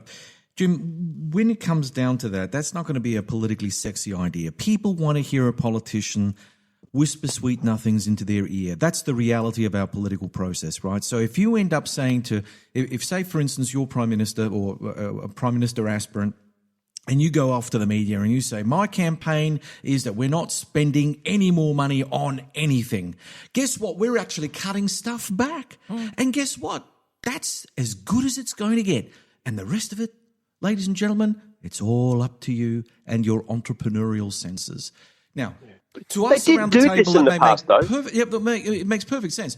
It would not sell a vote from here to Timbuktu. It just wouldn't sell a Maybe vote. we're going to get rid of democracy, because if you can't run a country the way you would run a company, that's the way you should run the country. They did do it in the past, though. You know, you get people like Paul Keating come along, and he actually controlled spending. And this is a Labor Party treasurer. And you get your Hawke and Keating and then Howard and Costello. They actually did the hard things, and they actually did pretty well. They managed to hold themselves in long terms in office with much more respect than today. I think the government had the guts they could. I don't know. I just don't see any alternative. I've given up on the Liberal Party. I cannot see the difference. No. Maybe this new guy will do better, but they seem to be saying, "Oh, I'm just like Labor. I'll spend more. I'll tax more. I'll just like." It's almost the same thing. What's the difference? It's kind of like cancer, isn't it? It's just out of control, uncontrolled growth. Yes, yeah, absolute growth, and you can see it everywhere. You can see it the way they repair roads. You can see it. I mean, why does everything need two people with signs paid as much as school principals, blocking everything, even a truck doing work by the side of it? Two people with signs. Why can't you just have electronic signs controlled by the person inside? It'd be easy enough to do. Unbelievable. And I agree with you. They stand around and really, unless we're seeing things, doing absolutely nothing. Oh, yeah, but they're getting $70,000 for. They're getting $70,000. Well, to turn a sign with the lollipop. No, it's $200,000 a year. Is it? Oh, that's not too bad then, eh? But when you look at comparison, look at the way that they collect rubbish these days with these automated trucks that pick them up. It's so efficient. It's so well done. Why can't you repair roads in the same way? Because the unions and the feather bedding and the stupid regulations just get in the way. Yep. So we have worse roads and higher costs. And years ago, 1,000 years ago, the Romans were building roads, and they're still there in England today, just fine. And still had a lot of slave labour. I'm not sure we go back to that level, but still. The whole thing's woke madness. On any site, they've got a foreman that doesn't do any work. They've got a site supervisor that doesn't do any work. Then they've got a project manager that doesn't do any work. Well, is it the unions who say this is the way you've got to do it? Yeah, then they've got a safety officer as well. And then they've got the manager of the whole organisation. So there's 5 people, just those 5 people standing around a hole in the ground. And then what happens is, then they've got 2 guys in the hole digging. And what happens is they say, this hole's costing us too much. We've got to sack one of those guys in the hole. They don't sack any of the managers. They don't sack the foreman or any of these others. So then they end up wondering why they didn't get it done in time, So there's too many, the old thing too many chiefs, not enough Indians. Yep. And then behind that, you've got bureaucracies with endless diversity consultants and green environmentalists pay massive multi-$100,000 salaries for doing stuff all except slowing everybody else down and forcing up costs. Yeah, there's another thing. Why do we allow the government to have a large public service, and I don't know how many hundreds of billions of dollars that costs, but they've got the public service, then they go out and they get the consultants on top of that. Why are they allowed to do that? Well, they sack the public service, they sack the public servants, or they retire early on a package, and then they re-employ them as consultants. So they're paying twice as much. Oh, that's nuts. If they had them there the whole time, they would be paying, say, $300,000 a year. But because they paid them out a big package to retire, then they hire them back for $350,000 a year to be just a consultant. Yeah, it's ridiculous. Well, and nothing gets any cheaper. It just gets worse and worse all the time. I see it everywhere you look. Everything I'm involved in, everywhere, more and more bureaucracy, more and more costs, less and less efficiency. It's just appalling. It really is. And yet we've got the technology to do this so much better. Jim Penman, my guest, and the founder of Jim's Mowing. Jim, would you start Jim's Mowing if you were doing it today? Would you? Well, I would. I would. You would. You got to do something with yourself, don't you? Yeah, yes. but you came out of university with a degree. What was it in history? Yeah. I did a PhD in history. And lawn mowing was my part-time student job. So I love it. You could do more with a lawnmower than you could as a doctor. Oh yes, doctor of history. Yes. What? Far too many people with degrees like mine, I'm afraid to say. I don't regret what I did because I developed some ideas which I'm now pursuing through a research foundation. But I mean, in general, it's ridiculous the way we fund tertiary education. What we really need is more apprentices, for heaven's sake. We're desperately short of people, the plumbers and the electricians and the carpenters. If you're going to put some resource in it, do it to there. You know, the really interesting thing about it is people say having a university degree is, you get more income, but you only if you haven't got compared with people who don't have any qualifications at all. If you look like being a plumber or a carpenter, you're not sure your income is at least as good and often better than those who've got tertiary degrees, and you're earning money in the meantime. I think it's just lunacy. And you're pretty AI-proof, aren't you? I mean, I can't see how AI can take over a lot. We are not worried about AI. AI can make us more efficient in how we work and how our franchisees work, but it's certainly not going to threaten them unless you've got completely humanoid robots doing everything, in which case we are all stuffed. It started with mowing. What was the next one you took on, the next franchise? Oh, I think it was cleaning. Yeah. So is there any limit to the number of things that you can do? Well, we only do service businesses. We don't do sit-down things. We're not going to go into hamburgers or anything like that. Brain surgery? Well, medical, doctors for sure. I don't think we'd actually start operating you on the side of the road with our saws and scalpels and stuff. But the medicine should be and optometry and hearing and all kinds of things.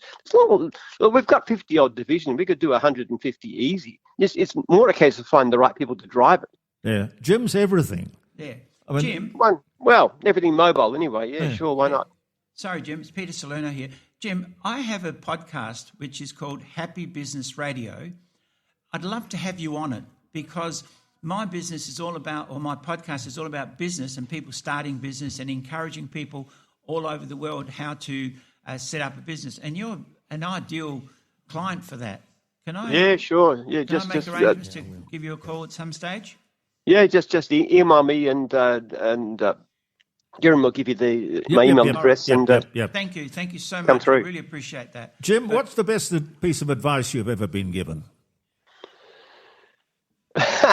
Well, I don't know. My father, one of the things my father used to say was that you don't gamble when you can't afford to lose. I think that was probably pretty good. Yeah, no, that's good. That's good. Yeah, but look, basically, it's more a case of not so much one piece of advice, but just learning. I read a lot.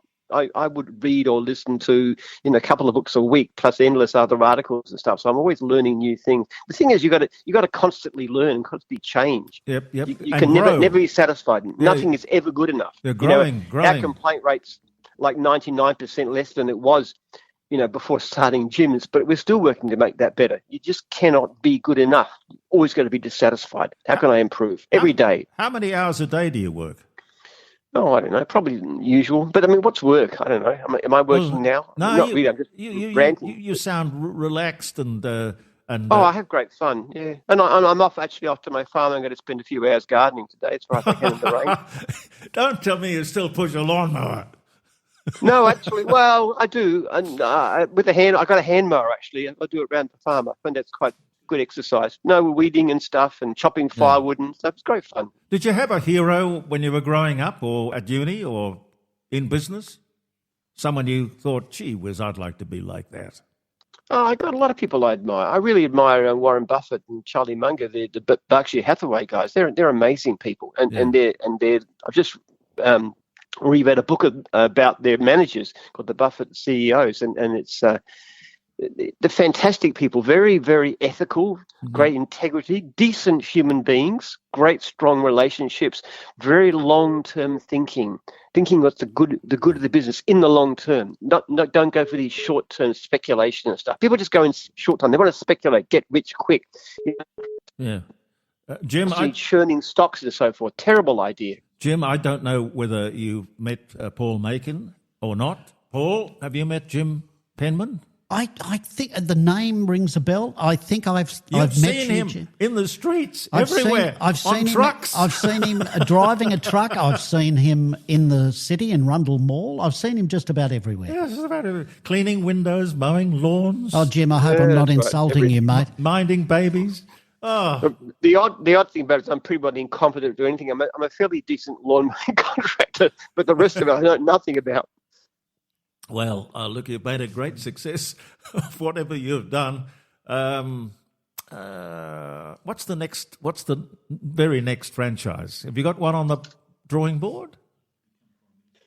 Well, we've got there's one just come through, done training for provision of concrete, which is a really nifty idea. He's got this system for doing a sort of small scale concreting supplies. And that's just the one that's coming up. Jim's towing. We hope to start fairly soon. Jim's towing. Yeah, that's a good one. Yeah, we'd love to start Jim's personal training too. That's one thing. Jim's Healthy is our big thing now. I'm really into health and stuff. So we're actually developing at our Murrabak headquarters a healthy cafe and healthy retreats and exercise and diet and stuff. Jim's Healthy to food. We're going to do frozen food. So these are things planned for the next few months. Well, you could do a podcast, and I imagine that could be enormously successul.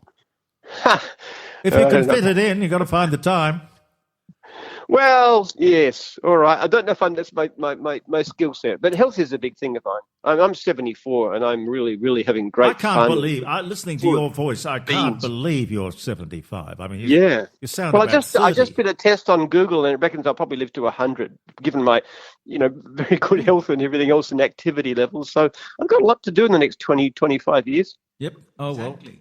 Well. What do you do with your wonderful wealth? I mean, do you drive an expensive sports car? How do you indulge yourself? Scientific research. I'm spending multiple millions of dollars a year on a research foundation, which is developing ways to help people to live healthier and happier lives. Actually, wow. It's run partly through La Trobe University and partly in China now, increasingly setting up. We're developing drugs and treatments of various kinds. We're actually mimicking the effect of mild food restriction, which is very beneficial. And we're looking at ways to do that. What, eating less? Also publishing a book, Birth Rate Crisis, which is coming out in October, which is really how to solve the worldwide birth rate crisis. We've got the reasons for it. We've got the solution for it. So a lot of stuff going on. In the old days, you'd have been knighted years ago, wouldn't you? Yeah, knighthood's silly. Imagine being called Sir someone. Gumming crumbs. Now, if you're actually in the days of the night and you're carrying a shield and a spear and going around, skewering infidels, it might make more sense, but at the moment it's a bit silly. Jim, it's wonderful to talk to you, as always, and I so admire you. I really do. Oh, thanks, Jeremy. You're an inspiration. Thank you. Thanks, Jim. Jim Penman, ladies and gentlemen. What a man. What a man. Jim Penman. Sir Jim Penman. I like this. I don't care whether he likes it or not. I'm going to call him Sir Jim. Why don't you call him Sir Jim from now? What about Sir Jeremy Cordeaux? That's got a ring to it. Well, the trouble is it annoys as many people as it impresses. So you've got to be... Well, that's a tall poppy thing. Yeah, but that's Australia. Come on. Yeah. That's how we roll. How are you, Jeremy? Lovely to drop in. And welcome back. Thank you. Where have you been? Up in Port Douglas. Port Douglas. Beautiful, 27 degrees there. How do you put up with it? I don't know, but someone has to do it. It's a hardship post. You know that. I know. When they send you to a place like, it'd be like Port Arthur was in the old days. Oh, except a lot warmer than Port Arthur.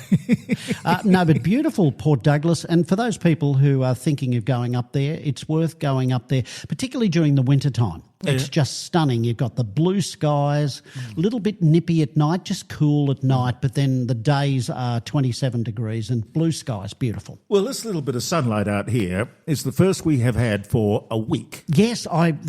We turned it on for you. Thank you. But isn't it, I just love seeing the rain in Adelaide because you don't have a lot of rain. It's the driest state, et cetera, et cetera. And seeing the rain here, and when we flew in the other day, 2 days ago, it's so green. Adelaide is so green at the moment. I love to see that. This time of the year only. Yeah. Well, I've got a theory. the thing is that we don't have a lot of rainfall, but if you wash the car, it rains. Yes. Right. It never fails. Right. Right. It's Murphy's Law. Yes. And Murphy was an optimist. That's exactly right. No, it's lovely to be here. Been listening to the show during the morning. Very good. And talking about budgets and overspending and all of that. And just getting back into the swing of Adelaide and the political scene here. So Malinauskas, I wouldn't say on the nose, but there's a few people disapproving that I spoke to before, saying he was wonderful. They're now disapproving a little bit. What are they saying? What's the issue?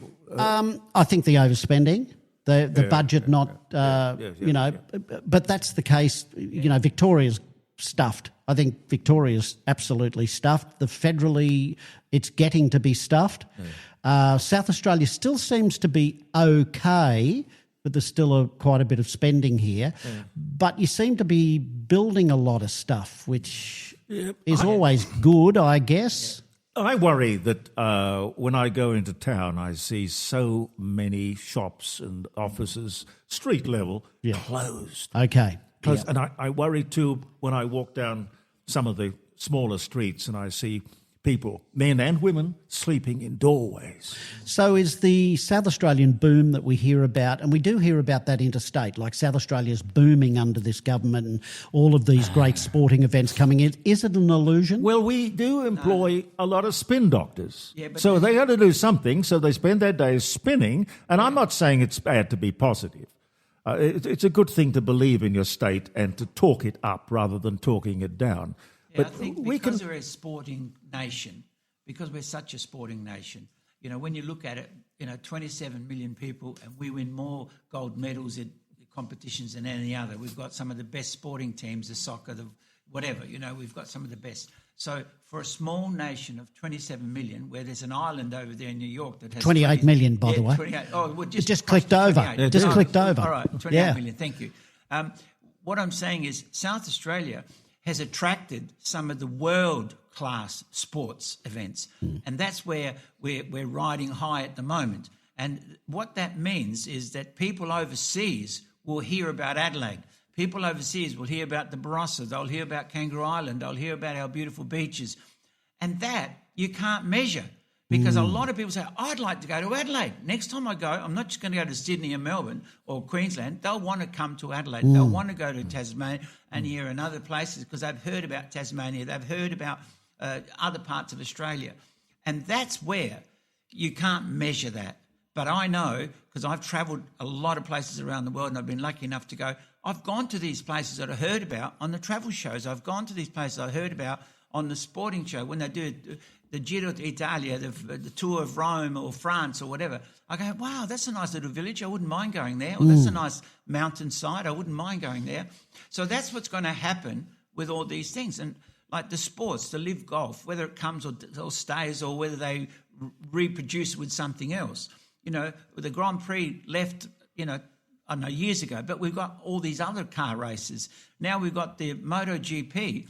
First time ever in the world, it's off the track. It's in a street circuit. Now that there, worldwide news.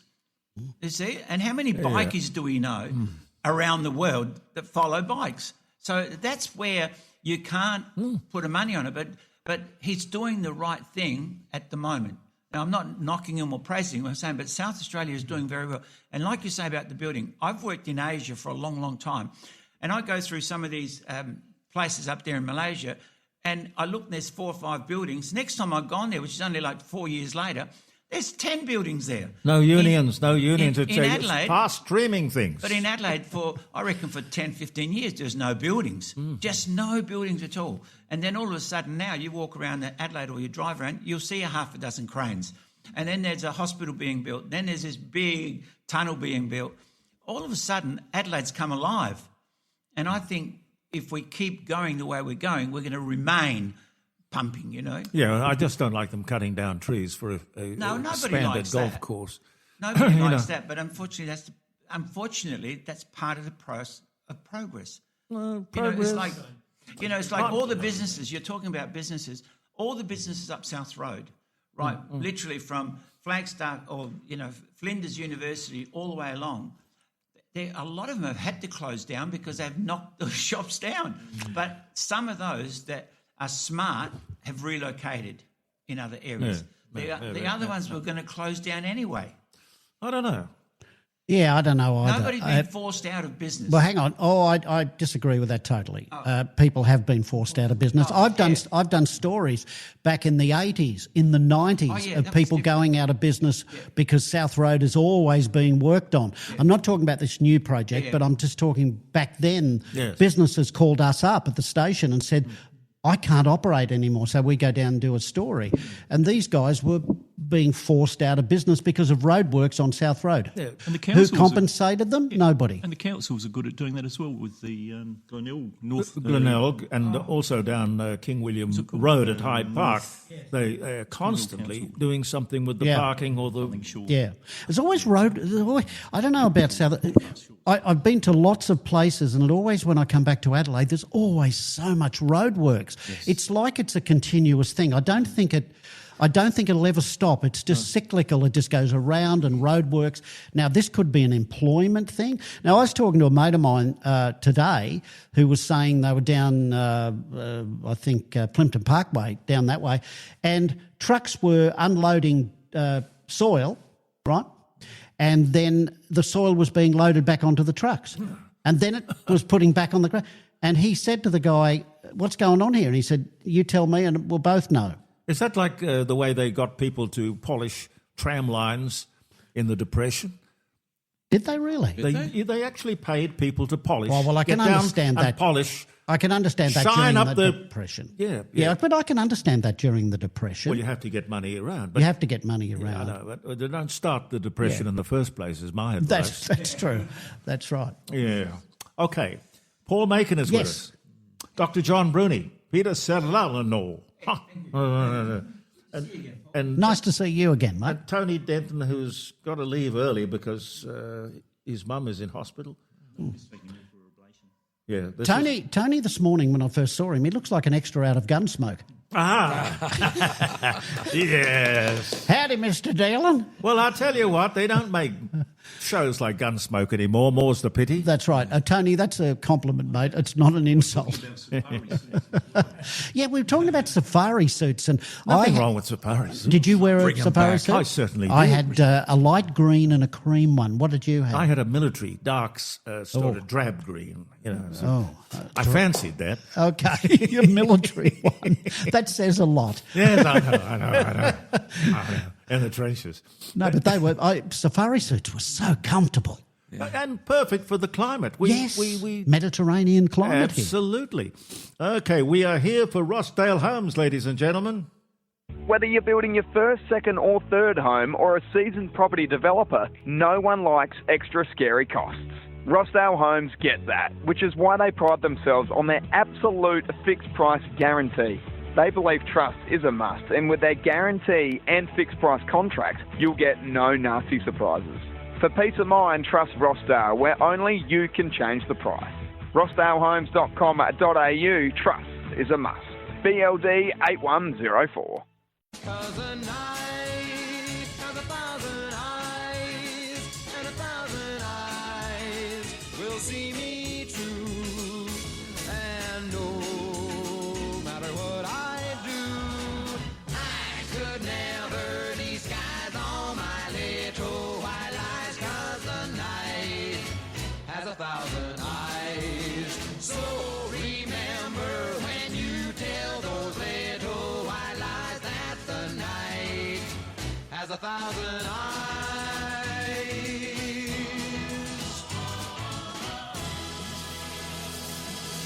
And Gary Hisco's he's here as well, but hiding behind my screen. I couldn't see up there. It's a big read. You're hiding behind the Klotzvardis. Those Klotzvardises up there, by the way, I got those at Scammell's, and I think they were the two of them. And they would have cost in the beginning. I think they came out of 5AA. But in the beginning, that'd have been about $200,000 for two desks like that. Oh, yeah. $50. $50. Now, I have no use for them, but for sentimental reasons, I thought to myself, well, we got to get those. We've got to call them Klotz Vardai for two of them. But isn't that a wonderful name? Klotz Vardis. The man who designed it all. Klotz Vardis. Klotz is actually the name of the guy that built it. Gentlemen, did you know that we have a thing in just one of those things, Villa. Australia? Now, let me see. Is it Australia or South Australia? Well, let's say Australia. We have a anti-slavery commissioner. Did you know that? I did not know that. I didn't know that. Who An is it? anti-slavery? An anti-slavery commissioner. Who is it? What's he paid? Or she? Where are they based? Or it. It? Well, these days. Yeah. you really don't know. What background would you need to qualify for a job like that? The mind boggles. I can't even think of... Anti-slavery. Of course, our minds go straight back to black slavery, Yes. but of course there's white slavery as well. Yeah. Asian women being brought... Russian women being brought Yes. into particular countries, particularly in America, that happens a lot. Yeah. So, but actually to have somebody Doing dedicated to that... And what would they do on a daily basis? Would probably be someone with very strong feminist views, because a lot of housewives thought they were slaves. That brings a different element into it. It's a bit controversial, isn't it? Very controversial. You know why we would not even be talking about the anti-slavery commissioner if it hadn't been for don't get upset, Tony. Donald Trump. You know, he rolls his eyes every time he hears the name. Donald Trump. Donald Trump has The said... most destructive president, anyway. Donald Trump has said, after the court threw out his tariffs, Illegal. he had to find some other way of doing it. So he has introduced a 12% tariff on countries that either don't have a slavery or do have a slavery problem or are bringing in... But, you know, the idea is we'll do anything to just implement those tariffs because that's what I want to do. Yeah. Now, we wouldn't know that we had an anti-slavery commissioner except for that piece of news. Is this a federal post? This is a federal I think post. it is. I think it is a federal post. Right. Whether it was something they put together immediately they heard that Donald Trump was worried about countries that encouraged or allowed slavery. We don't have any slavery in this country, do we? Well, it'll be fascinating to see what they're going to do with those women who came back from Middle East recently.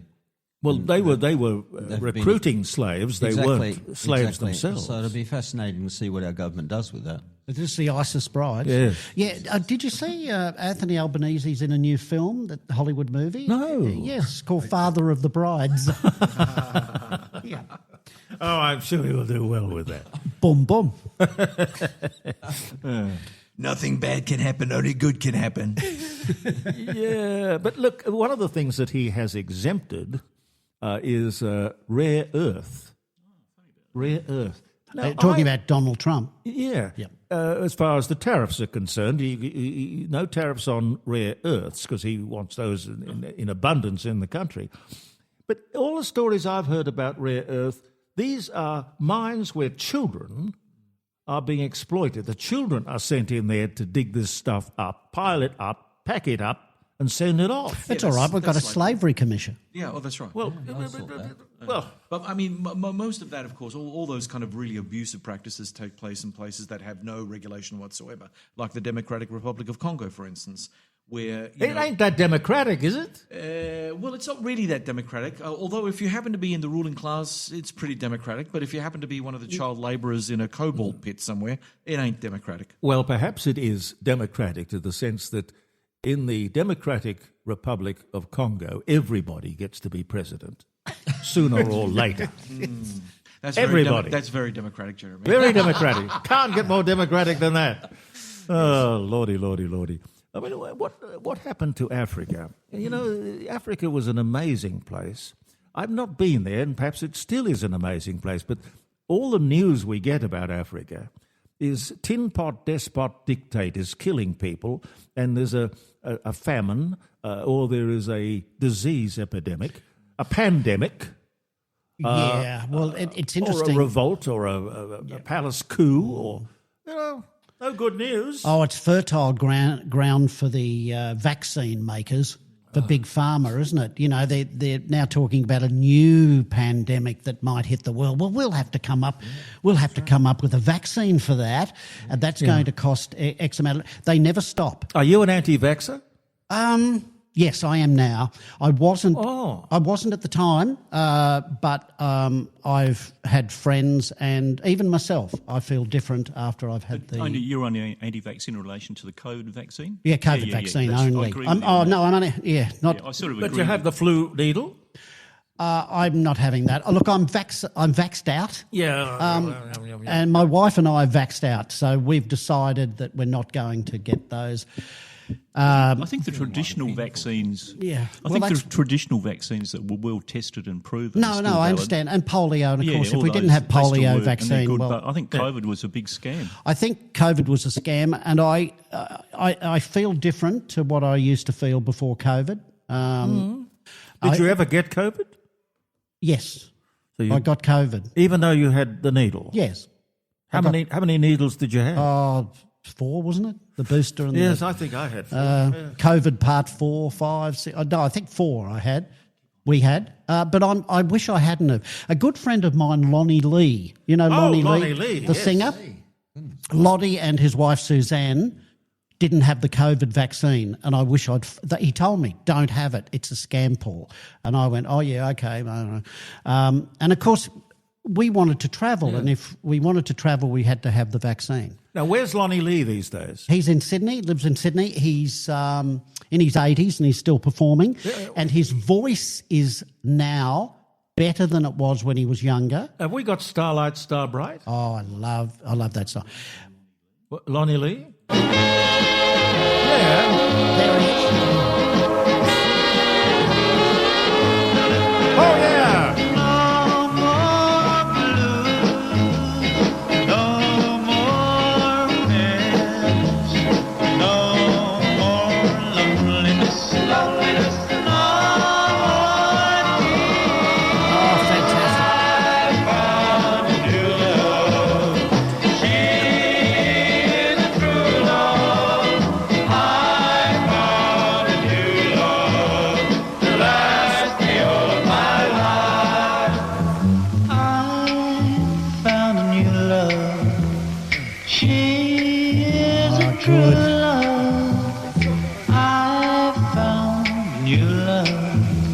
To last me all of my last, me all of my last, me all of my life.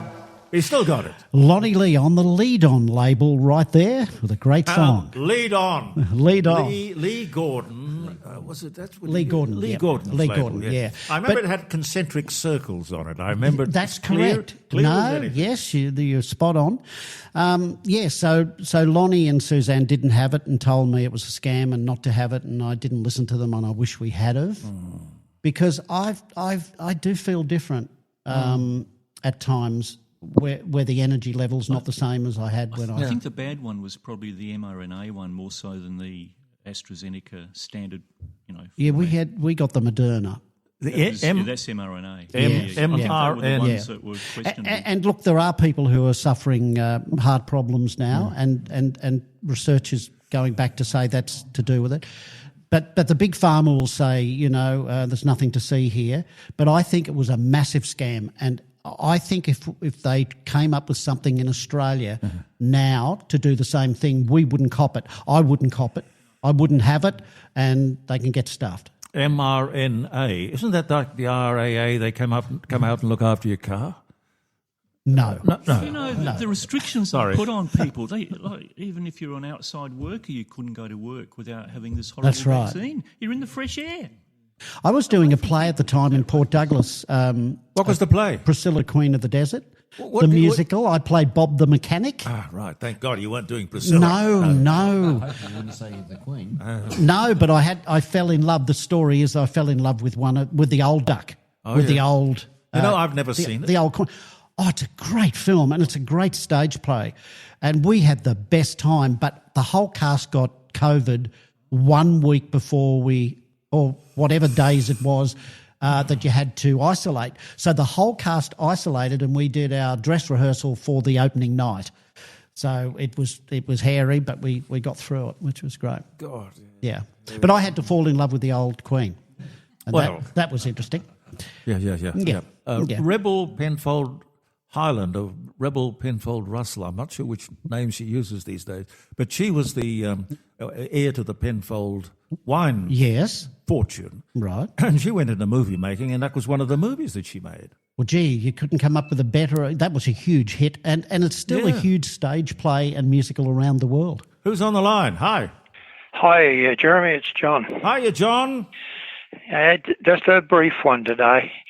I'm not impressed with the Australian federal government wanting to accept second-hand submarines. We've been talking about that, yes. Have you? Mate, I tell you, it's a disgrace. We paid out billions of dollars for new submarines. Yep. And I'm of the opinion by the time we receive them and get them built or what have you, they'll be out of date. No, we've been conned. Either the politicians in Canberra have been conned or the whole country has been conned. It's just not comprehensible that we walked into this. And then we pretend we knew about it all along? Oh, stupid.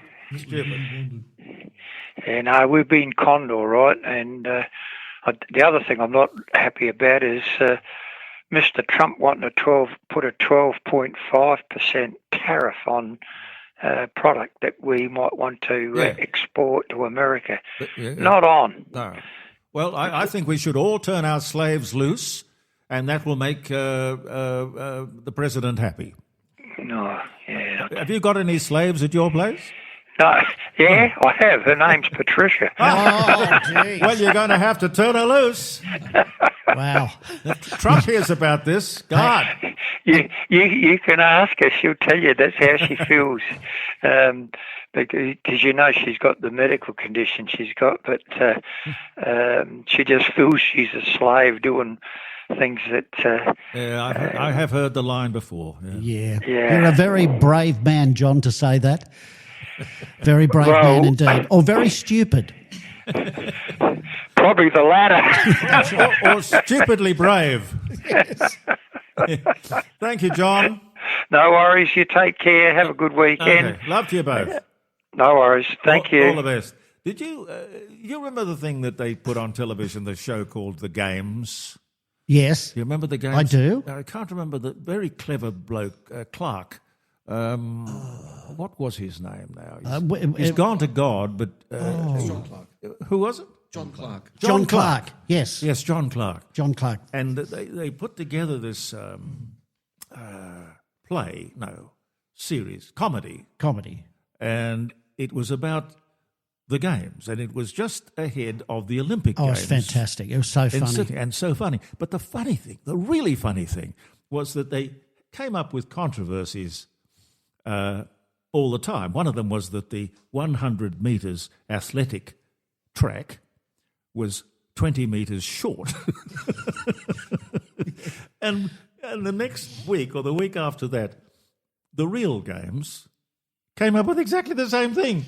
They discovered that their 100 metres track was short, too short, and was nowhere. They couldn't extend it. And my goodness! This reminds me of the submarine thing. Yeah, you know, you could do a wonderful shit show. Sorry, I beg your pardon. I was going to say sitcom. I was going to say sitcom about the deal that we did and the backroom stuff and how we're going to spin it. And I think we'd have a lot of fun with that. Yeah. No. You're not convinced? No, I am convinced. I was just trying to think of his partner on 60 Minutes where they had the two of Doyle. Remember they used to do those little bits at the end of the show? Yeah. I mean, I used to fall off the lounge. They were so funny, so dry. Loved them. And the other thing that was rather clever was those sort of rubbery figures. I don't know who did it. No, that was They've actually come back now. No, that was the announcer at 2UE that got into all sorts of trouble. Well, they always do. No, you know the name. Which one? I'll think of his name. But I was had it 2GB or 2UE? No, 2UE. I had a blue with him when I was working there. He was. No, I won't say. But he hated Stan Zamanek, who was on 2UE. And when Stan died, he went on the air and said, "This is the morning of the funeral." I went to Stan's funeral because I knew him pretty well. On the morning of his funeral, this announcer came on air and said, "They'd better check the coffin to see if he's really in there." And his wife was listening, and she was distraught at hearing him say that. Just make sure that. Basically, he said more than that. He said, check the coffin properly. It's not really dead. That type of stuff. I know who you're talking about now. The guy who had the not Casey. No, it wasn't Ron Casey. It was the fellow who had the weekend news. Yeah, well, I'll think of him and. Hear the pips. Public Hang Opinion on. with Jeremy Cordeaux, where the time is 11 a.m. Australian Central Standard Time. What's the weather for the weekend gonna be? Will it be hot? Cold. Rain? Snow? All of it.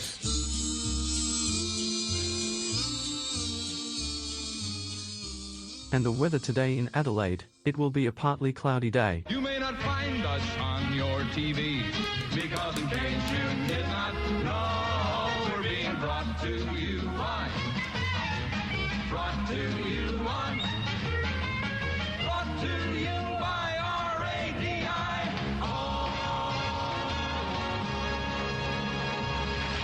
Whether you're building your first, second or third home or a seasoned property developer, no one likes extra scary costs.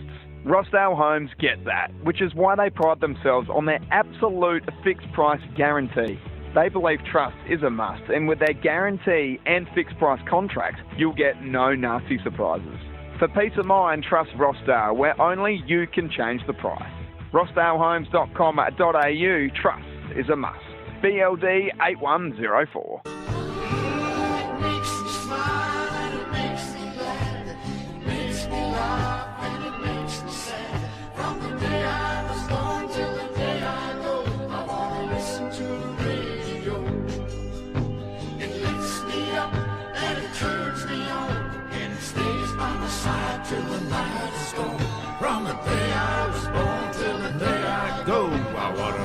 To the radio. Oh, yes. Peter's going to introduce his very special guest in a moment or two, but we've thought of the name of the bloke. Mike Carlton. Mike Carlton. Mike Carlton. Not Richard Carlton. No, Mike Carlton, Mike Carlton. Him and I didn't get on all that well. Well, he was probably still is, I haven't heard of him or from him for years, but he was a lefty, a real dyed-in-the-wool lefty. Yeah, he got so bitter towards, Yeah, that's right. He was sour. He was quite bitter. I have great respect for every broadcaster because it's a tough game to be in. But the Friday morning, or Friday, what was it called? The Friday News Review that he ran on 2GB. Those very clever. Very clever and very funny stuff. And the TV stuff with the rubbery figures and all of that sort of stuff. He was good with voices and he was very creative, a complicated guy. Very complicated. He had one of his characters was a play on Yasser Arafat, and he called him Crackerfat, wasn't it? Yasser Crackerfat. Crackerfat, which I don't understand myself. I don't either. No, I don't. No, I don't understand that at all. Well, I don't know that you're allowed to be all that creative anymore. Can you imagine getting away with some of the stuff that he did? Well, I was just talking to somebody. I was just talking to somebody the other day about Benny Hill. Benny Hill would not last 5 minutes now. Wasn't that wonderful stuff? But it was funny. It was just funny stuff, with him with the boobs and all of that sort of stuff, and running around with women chasing him, and then he chased them and they chase him, and and all that stuff. It was fantastic. And you'd never believe that he was in fact a manic depressive. Yes. Who would have believed that? Tony Hancock, of course. I was in Sydney the day that news came through. I was in the same city that Tony Hancock had killed himself, had committed suicide, and the reason being he believed he's not funny. He wasn't funny and no one liked him. But that was his magic, because he could do a deadpan Yes. thing. And people thought, Hancock's half hour. yes. Oh, Yeah. God. Peter, are you going to introduce your Sorry, I'm ready very when you are. special and lovely, lovely lady? Yep. Look, I'm so proud of this woman. It's incredible, and we should all be. She's the South Australian triathlon queen of queens. And I mean that because for 9 years in a row, she has won the South Australian women's medal, gold medals. A triathlon is you get on a bike to begin with. Swim. First this you is- swim, then you bike, and you then swim, you run. you get on the bike, and then you run. Claudia Chavez came here from Mexico. Yes. And she's been living here in Adelaide, and she's picked South Australia as her place to be. Why did you pick Adelaide? Well, it's not really that I pick it because when I applied for the visa, my dream since I was little was to compete in the Olympics and live in Australia. Why? I'm not sure. Maybe I saw the Olympics and they are winning a lot of medals and I say I want to come here. I love the accent, don't you? I love the accent from Mexico. I love this. But obviously being in a 24 million, that is all Australia, just in Mexico City, that Mexico City is the size of Adelaide, Yes. let's go to say. So imagine all Australians just in here. Yeah, it's like a crazy. So in that time, growing up in a culture that being a woman, because the macho culture, was impossible, right? Because or you are a lot of money and your parents send you overseas or they bring you international coach, or you have a very powerful connections and you get then the promotionals and you get the sponsors and all of that, or you are nothing. And you brought your medals, or not all of them, but a lot I of bring them. some medals. She's got a box full of medals. No, I have more than 100 trophies and medals, and I have been in nationals in different sports. So in Mexico City, my mom says, no, you need to work and study, and when you grow up, you can do whatever you want. What did you study? So, well, I study business administration with marketing. So you're an MBA. MBA, yes. Oh, that's sexy. It is sexy. And then, but I was working in a multinational corporates like Coca-Cola, Nestle. Yeah. I was doing nationals in ice skating, soccer, and golf. Yes. You're very active, aren't you? You can take something for that. Yeah. Slow you down. Sleep tablets. Sleep tablets. Hyperactive, I think you are. Yeah, I'm very hyperactive. And one day I said, you know what? I'm very successful and I give what the society wants, a title, very prestige, house, money, everything. Yes. But I feel very empty, unfulfilled. So I quit everything and I moved to Australia. But the reality was that they give me to choose between Darwin, no thank you, Hobart or Tasmania. Say Hobart for me again.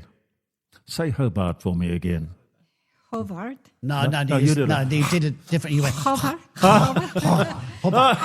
Love it. Hobart or Tasmania. Or Adelaide, and you chose, of course. Yeah. Adelaide. Yeah, or being in Victoria, but not Melbourne. So I say, well, from all too the cold cities. down there. And I love Adelaide. I really love Adelaide. Yeah. Why not? No, that's wonderful to hear. But apart from the winning all of the triathlons and all of the athletics and all, are you still working in business? Yes. Well, I back here, and then finally I found a way to have a job, because obviously after all the diplomas and master degrees in Mexico, I want to do a coffee because my father has a restaurant in Mexico, and they said, no, where is your diploma? And then I was like, well, make sandwiches. No, what is your diploma? A diploma in restaurants? I don't think there is such a thing, is there, Paul? In barista, like a barista. A barista. And then, and in some ways... A barista of coffee. Yes. Basically, yeah. Mm. And then in the restaurants, I don't have any experience like a waitress or something like that. But you're so lovely. I mean, you don't need experience. Just walk around and look good. Well, apparently, no. Apparently, I need a work experience, and how I can get work experience if nobody give me the job. But, chicken and egg. Are you after a job now? No, I'm a business coach now. Oh, and I work for Coca-Cola again in here. I work for a lot Coca-Cola of companies and events and councils doing a lot of Hey, Jeremy, carols by the she works for creek and, Coca-Cola. Coca-Cola. She does a lot of personal training and coaching, business coaching, and she does a lot of public speaking or professional speaking. Yes. And matter of fact, she's just gone into a competition with on the internet where they've had over 1,000 entrants, and she went in and did a speech over the internet, and she got picked in the top 100. And this week, tomorrow tomorrow she's doing the contest. The final. You prepare a speech for the final, do you, or has it already been judged? Well, I need to send a trailer. A trailer? Yes, for 3 minutes. Yes. Now the speech for tomorrow is 7 minutes. So. What's the speech on tomorrow? Well, it's about how to overcome fear and how fear trap you to don't do anything. Give us a practice run. How do you overcome fear? Well, it's very simple. Fear, we think like we are not good enough, or we are too old, or we are too young, or we don't have enough money, or it's not the correct time. But it's not really that. The reason why we are in fear is because we don't know how to do it, or we don't have the information, or we don't know how to do it, we don't have the skills. Isn't it because we're frightened of the consequences? And also or the frightened rejection. of failing? Yes. Failing or get rejection, or how people will judge us if we don't do it well. Yes, all of that. And you can train people to overcome that. Overcome that, yes. How? Well, I just said, okay, let's go to do an exercise that if I give you a pill, the magic pill, that you can fail. Whatever you do, you will not fail. What you will be doing? Or if I give you money, what you will be doing? Or if you have a lot of passion, what you will be doing. Yes. So then after people really is like, oh, yeah, I want to do that. And I said, And then I say, okay, then you have an angel or someone coming and said you have 6 months, what you will really would like to do. And then people is like, okay, I want to do that. And I say, okay, give me some goals, personal, financial, different areas of your life. And then I ask them to pick 5, and then from 5, 1. And I say, okay, this is your really goal. And then I work with them. It's a process of elimination. We both do similar sorts of things when we're working with people, like with laughter and laughter therapy. With people with laughter and laughter therapies, people are so stressed out. And you talked about some very famous people that think they're not good enough, or somebody told them when they were little they're not good enough, and yet they carry that through. But performers are different because they I think... business people are the same, Jeremy. They go out there in front of an audience and they are, like Lord Olivier, greatest actor in the history of the world. He suffered terribly from stage fright. Stage fright. Yeah. He vomited. He was sick before he went on stage. Yeah. But see, so that you're trying to prove something. Yes. Well, see, the same thing is like, I remember I did a course with Anthony Robbins like a long, long time ago, and I've done several courses with him. And he was saying there was this guy on stage and he was panicking. His hands were sweating, like sweaty hands, really itchy, all over. He's shaking like that. I know that feeling. Yeah. And yet, then there was one of the other top presenters who was there the same. His sweaty hands moving all over, but his was energy. His was excitement, it's like pumping up. And I learnt like to perform, obviously, doing magic, clowning, singing, whatever. And I used to be nervous. My legs used to shake a lot and stuff. But then I started to learn how to overcome it and how to make that into the excitement thing instead of the adrenaline rushing and scaring the shivers out of me. The adrenaline rushed and got this really buzz, come on, let me at them, and that's what people can change. And you can change that quite quickly. And I was, as you know, on my show, on the Happy Business Radio show, what happens is a lot of my clients that come on are top business people, and most of them have said, look, I failed 3 times. I went bankrupt. I went this and that. Oh, yes. And when I talked to them about they said, well, a couple of them have realised that when they were younger, one of the guys was saying his headmaster, Frank Pangallo that was here, said that the day he left school to go and become a reporter or go and work for the thing, his headmaster was laughing at him and said, you, a reporter? You'll never make it as a reporter. You know, But sometimes you need to be told something like that, so you go out there and prove them wrong. Exactly, but a lot of people hold that at the back of their mind, thinking, "Oh, I'm not good enough. I'm not good enough." You know, and that's what I know. That look, for 9 years in a row, she's been the South Australian Women's Champion. Yes, 9 years in a row. I mean, that's unheard of. You must be tired. Well, I think I have a lot of energy. Oh my God, I think she does. She does. She does. You can feel that. I can feel her energy when she walked in the door. She's got a personality, which, like say you walk in the door and the lights come on. That's exactly right. And lovely smile. And that smile. Yes. A killer smile. And that accent. The accent, the smile. At the end of the race, it's like this.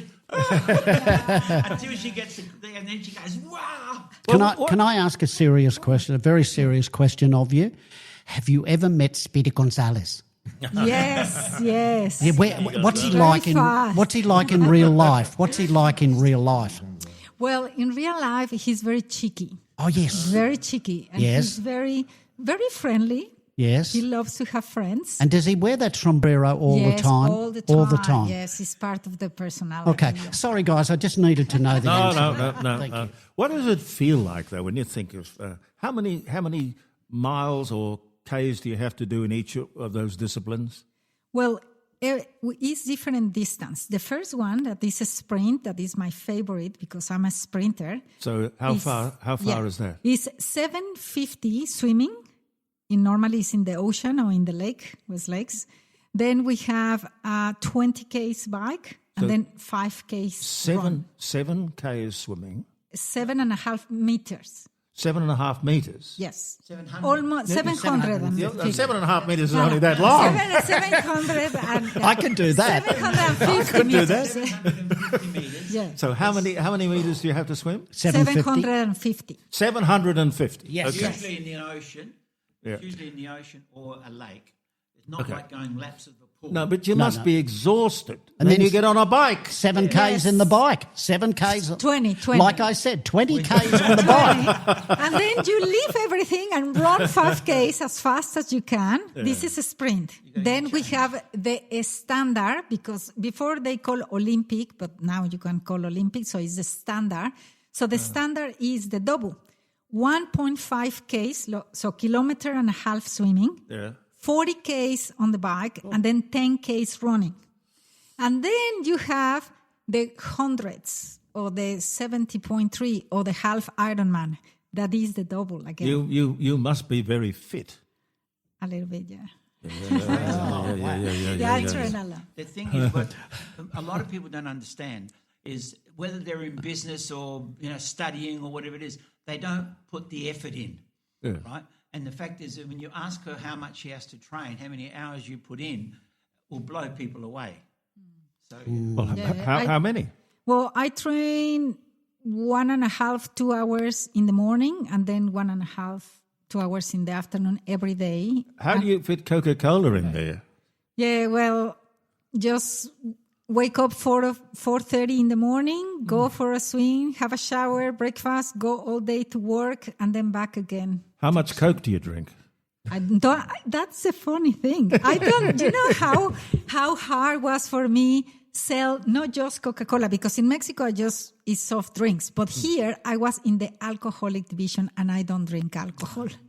Is there an alcoholic Coca-Cola? Yeah, Coca-Cola sells Hibiki and yes. I've heard of rum and Coke. Rum and Coke, yeah.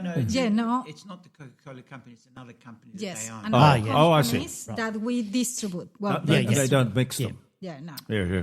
So with your MBA and the advice that you would be giving Coca-Cola, if they'd come to you those years ago, which I remember well, I suppose they would remember well too, and said, look, we had this great idea.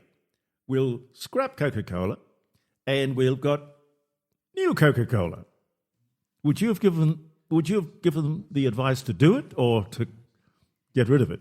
Well, it's like everything, when you work in a company that you are really passionate about, when something new comes, you sell it with passion, right? I remember I was in Mexico still when they have the Diet Coke. And I never try the Coke or the Diet Coke. And they give me the Diet Coke, and what did you think, Claudia? And I was like, oh my God. But I hear that someone says, oh yeah, it tastes better. Oh, it tastes with no sugar. And I start to say whatever they told me. I don't have any idea about the diet. For me, it was the same Coca-Cola. But from a marketing point of view, if it ain't broke, don't fix it. Why would you take a brand like Coca-Cola and do anything with it except make more of it? The disappointing thing about Coca-Cola in my world is that they went to cans. I always enjoyed Coca-Cola in those small bottles. Yes. Do you remember those little bottles? And sometimes they bring them back for anniversaries and all that. But I love things in glass. I've always loved things in glass, not in cans. And I reckon the taste different. When Coca-Cola brought out some little bottles of them, they tasted different than the can. But you know what? I think the can has more gas in it or something, And also, does it? they taste different in every part of the world because the water. So the ingredients and everything is the same, but the water is different. Is Mexican Coca-Cola tastes a little bit different than Australian Coca-Cola? For sure. It does. Sure, Right? yeah. Do they still put cocaine in it? No. This Well, is it used very to be. old. Yeah, it used to be. It used to be a Originally medicine it was for green. the stomach. Originally it was green. Oh, I The don't know. colour It was green. Check it out. It was marketed as a medicinal, as a tonic, as a pick-me-up, as an energy thing. Well, originally it was a green colour, and then they changed it to the dark colour. And it's like some colour, in some countries it's almost brown rather than black. Wow. But the that water makes a big difference. I remember Woodroof Lemonade here at Norwood had a factory, and they used to use a well. There was all the water came out of the well. Yeah, spring right. water. And because it was spring water, it made it much better than tap water or, imported water. So that makes a big difference. That's wow. You know that at auction, very often, it's very collectible, Coca-Cola. Oh, Coca-Cola, huge. There are Coca-Cola collectors of all things Coca-Cola. And sometimes, I guess, when the collector passes on or whatever, the whole collection comes in. And it's quite amazing. But the things sell very well. They're huge dollars for some of the Coca-Cola memorabilia. You'd see stuff at auctions too. I have I used to have a client in Mexico that he has 3 floors house full of memorabilia, and he was chasing all around the world, like buying things. Wow. And he has the most amazing collection I ever. Not Coca-Cola, but everything. All sorts of... everything of Coca-Cola. Everything of Coca-Cola. Everything needs to have Coca-Cola. Even lights, like a barandal, seats, everything. Yes. Well, they certainly diversified, didn't they? Can I just say a quick story? I used to go as a kid in the late 50s to the Coca-Cola Bottlers Club at the 2GB Auditorium, hosted with a dinner suit on by Ross Higgins. Oh, God. He became Ted Bullpit. Yes. Don't take the Kingswood, I've just washed the tow bar. Remember that? I do remember that. And Ross Higgins compared the Coca-Cola Bottlers Club, and I was on the panel of experts each week. They'd get different kids from the audience, but each week Ross would choose me to go on the panel of experts, and he'd read out a letter saying, this has come from Mary of North Sydney, and Mary would like to ask, and here's us pimple kids trying to answer these questions. But Ross always gave me the questions before... Bless him. We went on air so I could get a gag for some of the things, and he was wonderful to me. But it was the Coca-Cola Bottlers Club, and we had, from Mexico, the Mexican yo-yo champions. And they used to come there and they'd Coca-Cola yo-yos. They'd have the sombrero on. This is on stage for all the kids, and they'd be doing Walk the Dog and, Rock the Baby and all of that. So I just wanted to mention that because the Coca-Cola Bottlers Club when I was growing up was huge. Well, in the marketing sense, you're sitting there and a person comes through the door and says, I've got this great idea. It's a round thing and it's got a piece of string attached to it. And it goes up and down. You'd get short shrift. You wouldn't really... What else does it do? Just up and down. Yeah, what else does it do? But there's one of the great marketing gimmicks. Call it what you like. And the yo-yos were all different colours. We had black yo-yos. We had red ones. lights. Yes, had lights. Yeah. No, this was before the lights. But when these guys came out, these were world champion yo-yo guys, and they were standing next to each other, dueling. So the yo-yos would pass each other, just by inches, and it was fabulous. What happened to the yo-yo? Is that an Olympic sport? Yeah, it keeps coming back. Well, I know it keeps coming. Yo-yos keep coming back. Yo-yos come back. Yeah. Oh, for the days when things in life were simpler. So simple. Yeah. So what's your next challenge? Well, I'm going in September to the World Championships, Yes. so in Pontevedra. So let's go to see what happens. Where's that? Pontevedra is in Spain, very close to Portugal. It's like like on the border. Say Portugal again for me. Portugal. Portugal. Yeah. Isn't that beautiful? Of course, Jeremy, she's looking for any sponsors. So if anybody out there listening that would like to sponsor her. Then you have to have badges all over you, do you? Yeah, I can put Oh, it look, my God, look at that. Heavens to Betsy. I would love to put it in my tri suit because I think in my 10th year I want to race national and do something different. So I always looking for adventures. I'm a very adventurous person. I did the Kilimanjaro. I think I'm being climbed the Aconcagua. So it's the two of the highest summits in the world. So first is Everest, then is Aconcagua, then is Kilimanjaro. I was listening to, what was her name now? Bianca Adler, 18 years old, studying for her year 12 high school certificate. And she took some time off to go and climb Mount Everest, which she did, to the very top. Wow. Kids get a bad rap, but there was a kid who achieved something quite remarkable.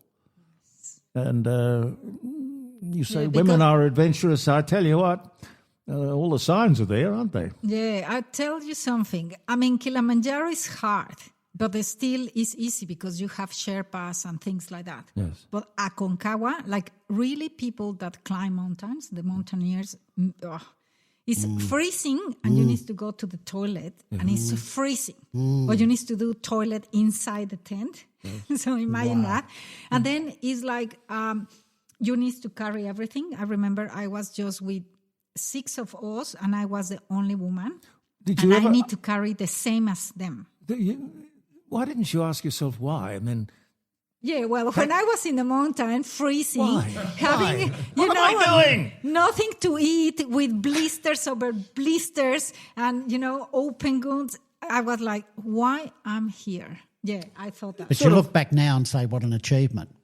Now I say, I want to go back. Yeah, you forgot the suffer. And it feels so nice when you stop.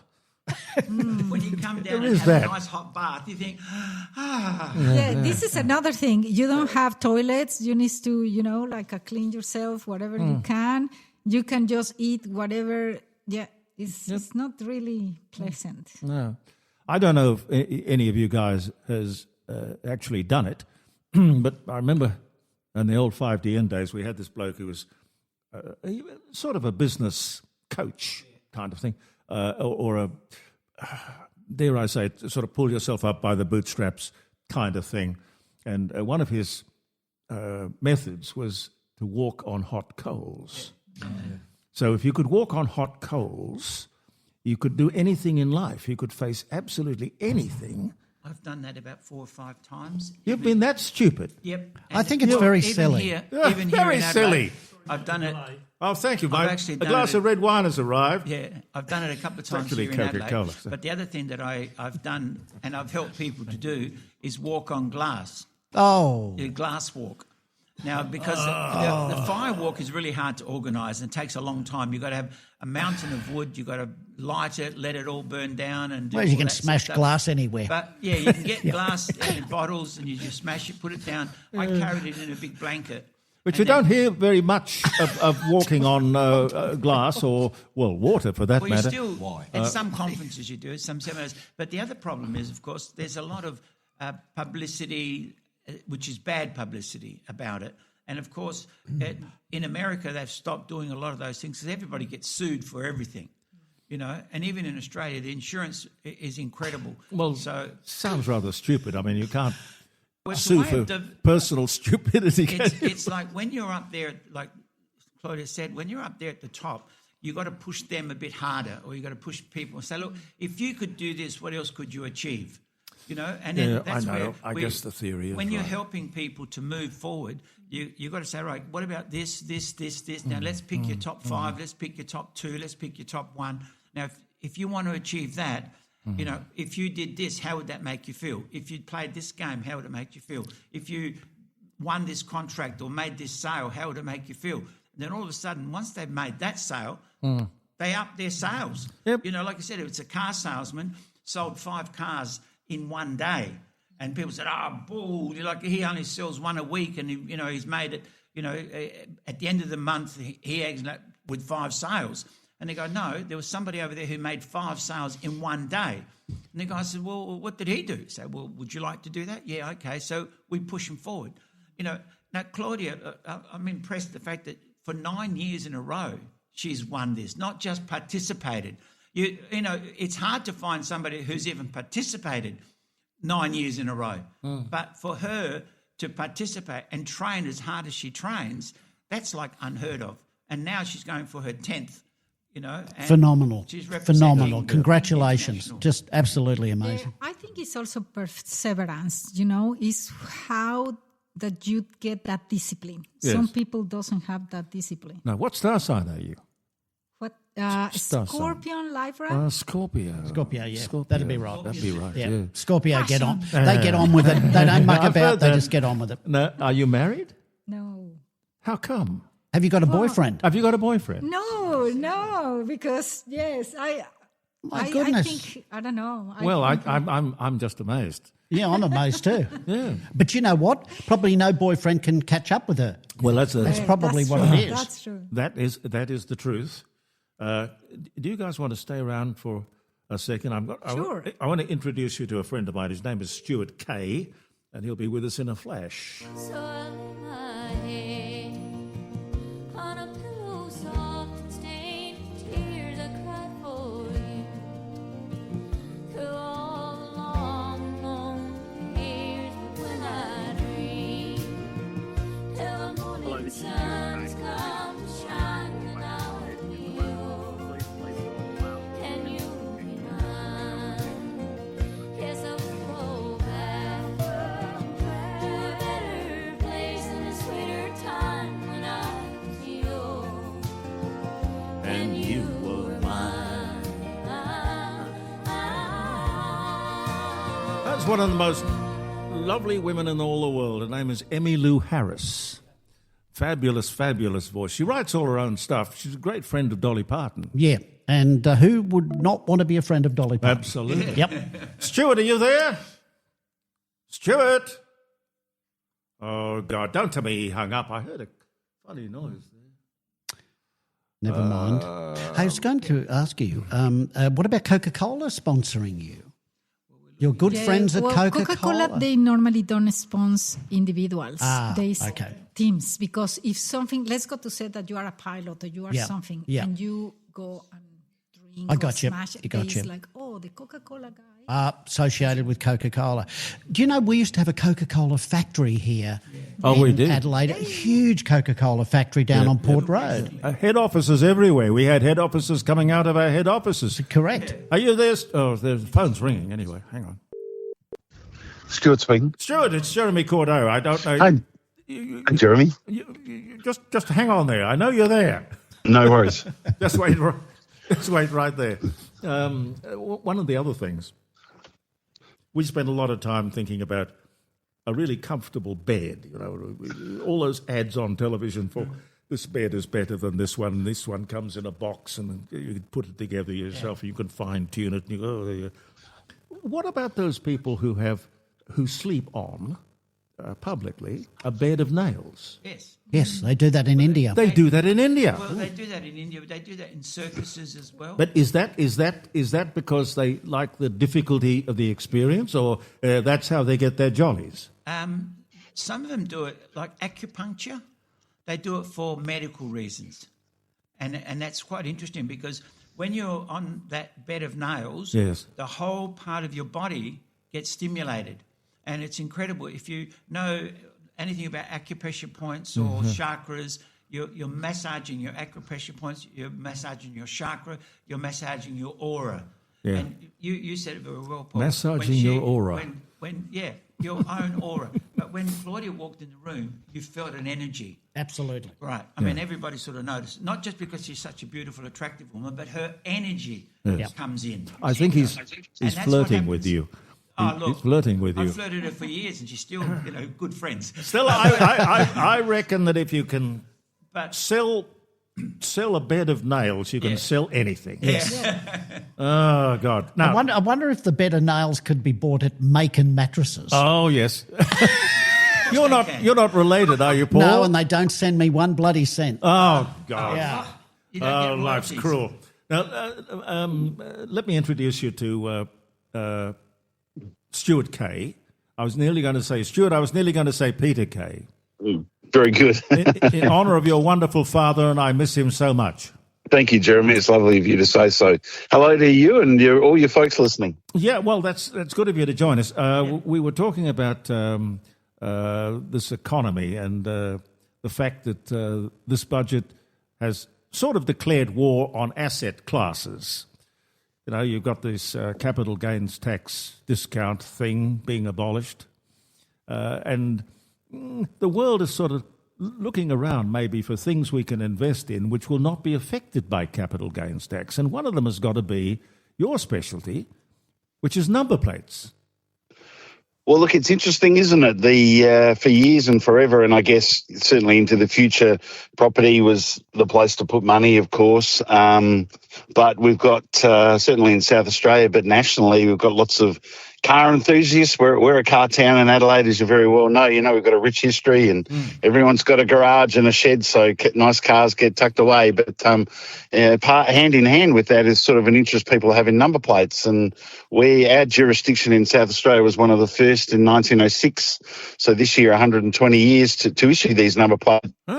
The old black and white ones from those original days are command quite special, I guess, interest amongst the investors, and they've also been good things to own money-wise. If you went to the first auction in 1985 that the government held and spent $500 on a nice 3-digit number plate, it's probably a minimum of 100,000 these days, and maybe more for the right number. So yeah, they've been good things to own from those folks who did invest in them. And yes, we have ongoing interest, and the good things that are well priced and are special will always find a home. So the economy and the market's interesting, but these heirloom things that folks want to own and give to grandchildren have performed very well. And they've been consistent. You look back in history, there have been incidents like Poseidon, where inexplicably it went through the roof. God, there were even tulip bulbs at one stage in the 1700s that were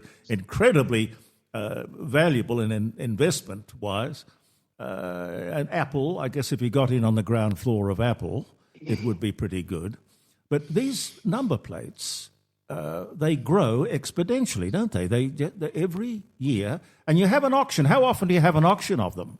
We have an auction every sort of 2 or 3 months with a nice tranche of plates, and the beauty about the number plates we sell, they're government issue plates with title, so a bit like a block of land essentially. You own the title to the plate. There's no jeopardy having it on a car, someone outside a restaurant in Gooja Street whipping it off on a Friday night. No, you own the plate with the title, and we sell that title that the government issues. So we do it online, Jeremy. It's easy online because we know that we've checked and done our homework that the title is true and correct. Yep. For a car, you don't need to inspect an engine or gutters. You buy that title and we sell that online. So yes. So you can buy it. It's useful because you can put it on the car, and there it is, worth more than the car. In some instances, yes. So, I love seeing, old cars. In fact, I have a lovely number 616 for auction currently, which is a nice, what we call a palindrome with a 6 either side of a 1, like a bookend. Yeah. And it was a lovely lady whose family have had the plate for many, many years, and she nearly fell over when we valued it and told her what it was worth. So that one actually was a number that got acquired directly from the government in the 80s, and so in 120 years it's never actually formally been on the market like it is now. What is it worth? So what is it worth? It will make 150 to 200. And 200,000, yes. So it's like, I'm like at a fish and chip shop ordering a packet of fries. No, it's a lot of money, 150,000. Good lucky number and attractive, and I mean, there's no set rules, but generally, repeat digits or digits that form a pattern will be more desirable than random things, although some folks like a random number because it doesn't look like they're trying too hard. So we all interpret these things differently. Stuart, you were mentioning the auction in 1985. I believe I was at that. Is that where the Grand Prix number plates were first sold?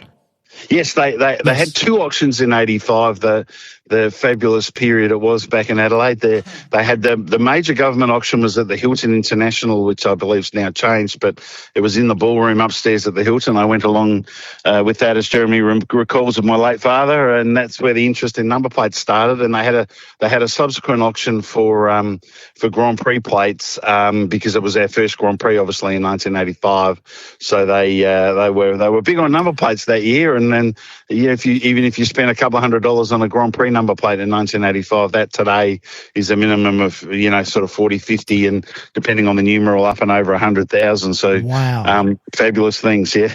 That Grand Prix auction, and correct me if I'm wrong, was that at the showgrounds?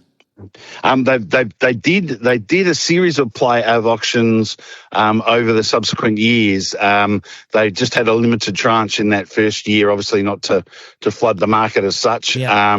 And they did do some at the showgrounds. At the showgrounds. And in fact, interestingly, they had a cocktail party on a Thursday night at what they called the Classic Garage. So all the old racing cars and super special vintage things that draw around the Grand Prix track as support categories had their own shed on Wakefield Street, and they ran fairly exclusive little number plate auctions in that shed when everyone had a few glasses of red wine and got excited on the Thursday night on the eve of the Grand Prix, which was pretty cool. So I went to some of those as well. What about number plates that have names on them, like Elvis or those sort of names? Are they valued as well, or is it more numbers are the big ones? They're valued in that.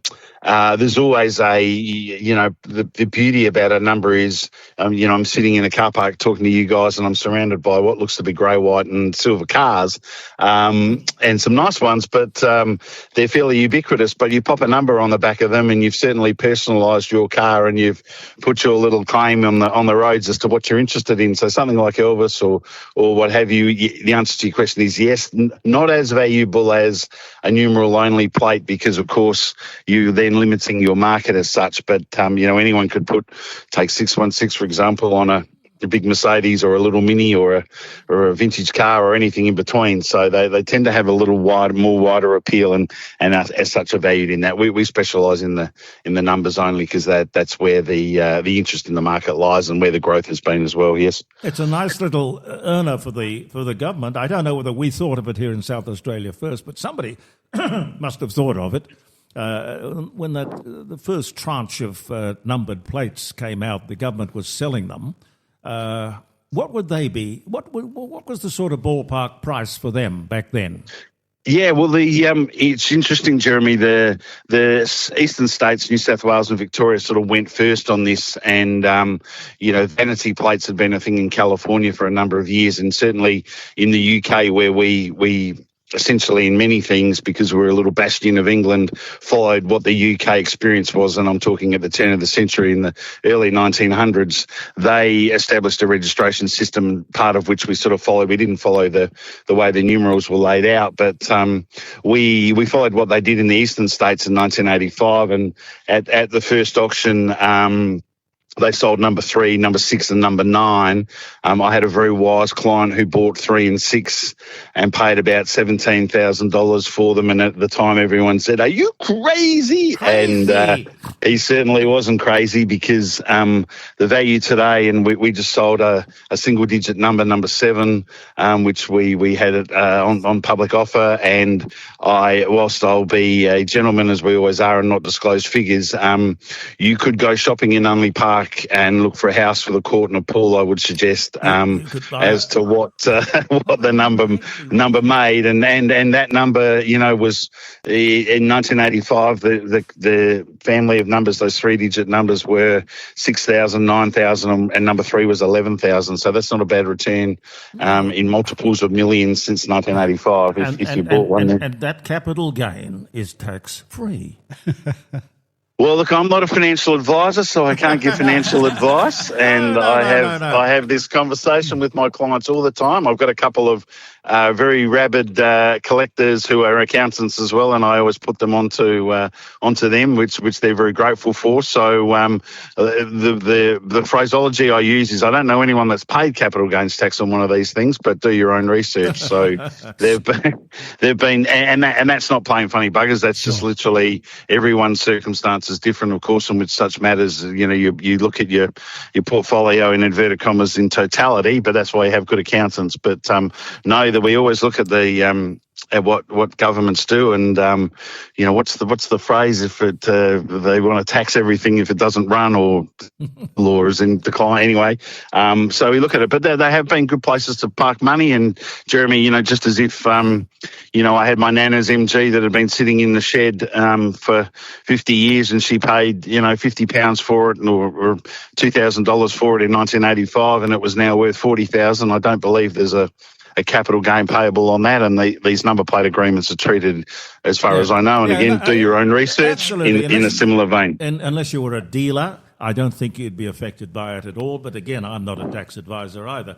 But I don't think there's a capital gains tax on cars. There's not any on paintings. There's no capital gains tax on coins. Stop giving. If you had an old vintage watch that an old Rolex Submariner from the 60s that Granddad had, that would be a valuable thing, and there'd be nothing. It would be 10,000 or more, 20, and there would be nothing payable on that. I'd understand. So yeah, and they're fun. They look great on the right car, and people get a real. I find I do a lot of stuff with families, which is always an honour, whether it's an estate or whether it's people sort of, having a valuation on things, and number plates. There's so much time and effort and energy devoted into speaking about these little bits of tin that the family have owned for a number of years, and who's getting what and what it's worth, and we can't sell it because it's been a family number since 1908 or whatever it might be. So it's a very funny category, yes. Now, I want to ask, is SA1 owned by somebody, or is it floating out there somewhere?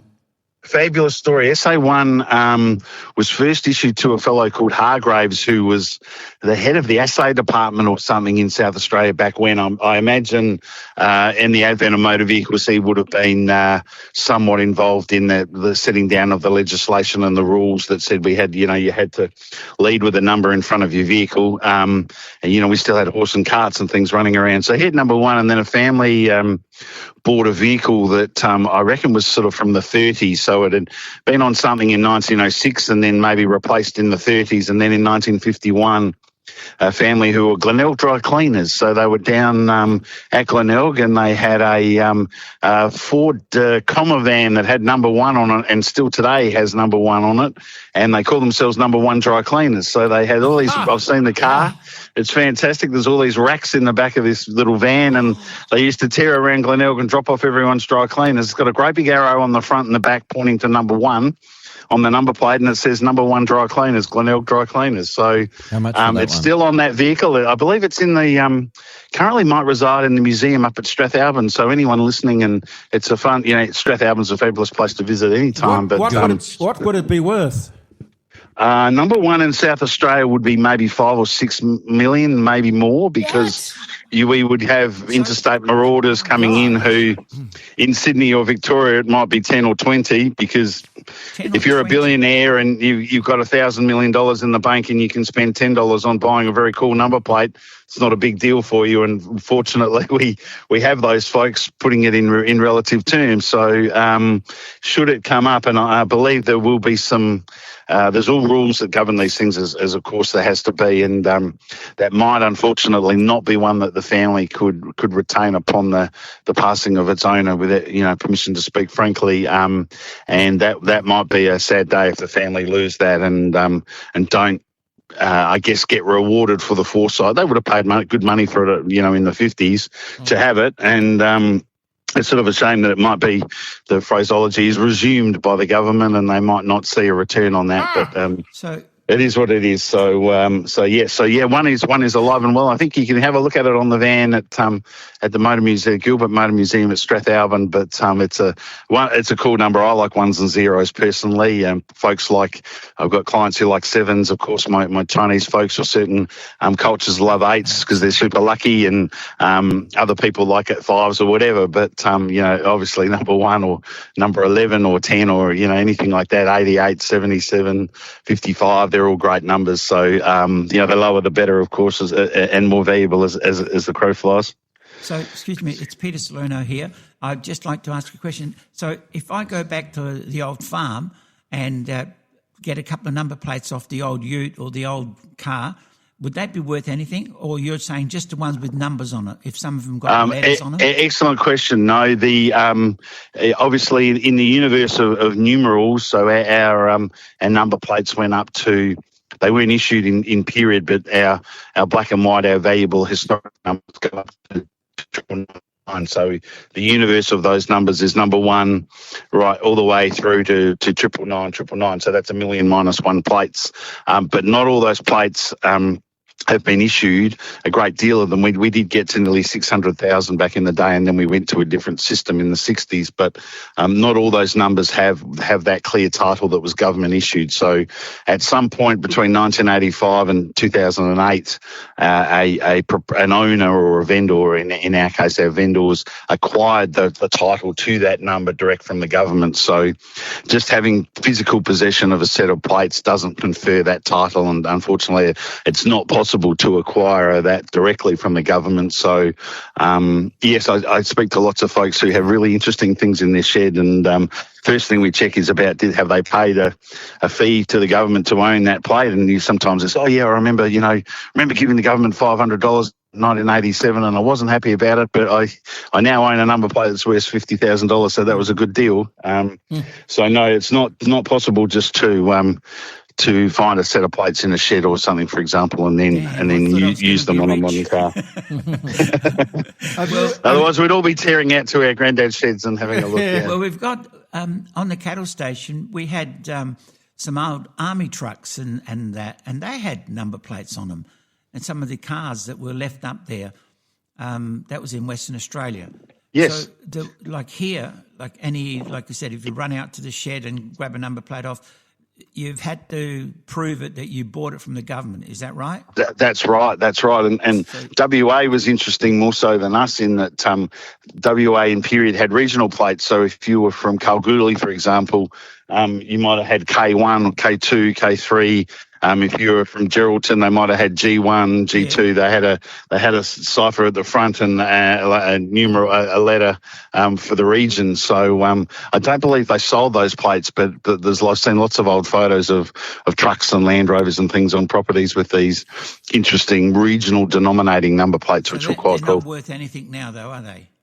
Oh, look, if it's an interesting number, eBay has, as collectors know, you want to take it straight to the pool room and put it on display, then maybe there's a small, $80 to $100 or maybe a little bit more, but for a patinaed old groovy number plate. But no, the value is that the bit of paper that says you own the title to it. The ownership. So you have to have a title. Have you still got your dad's green what was it, 6.3? Oh, we've got it was a convertible. We've got a couple of Dad's old cars tucked away. I've got a couple of my own too, and you get excited and buy cars and old things, Tell me about it. that need servicing or we had to buy 2 batteries the other day. It blew my mind. It's like, oh my God, We're in the wrong business. Selling batteries would be the go. But what number of all of the numbers that you would have access to? What's the number on your car?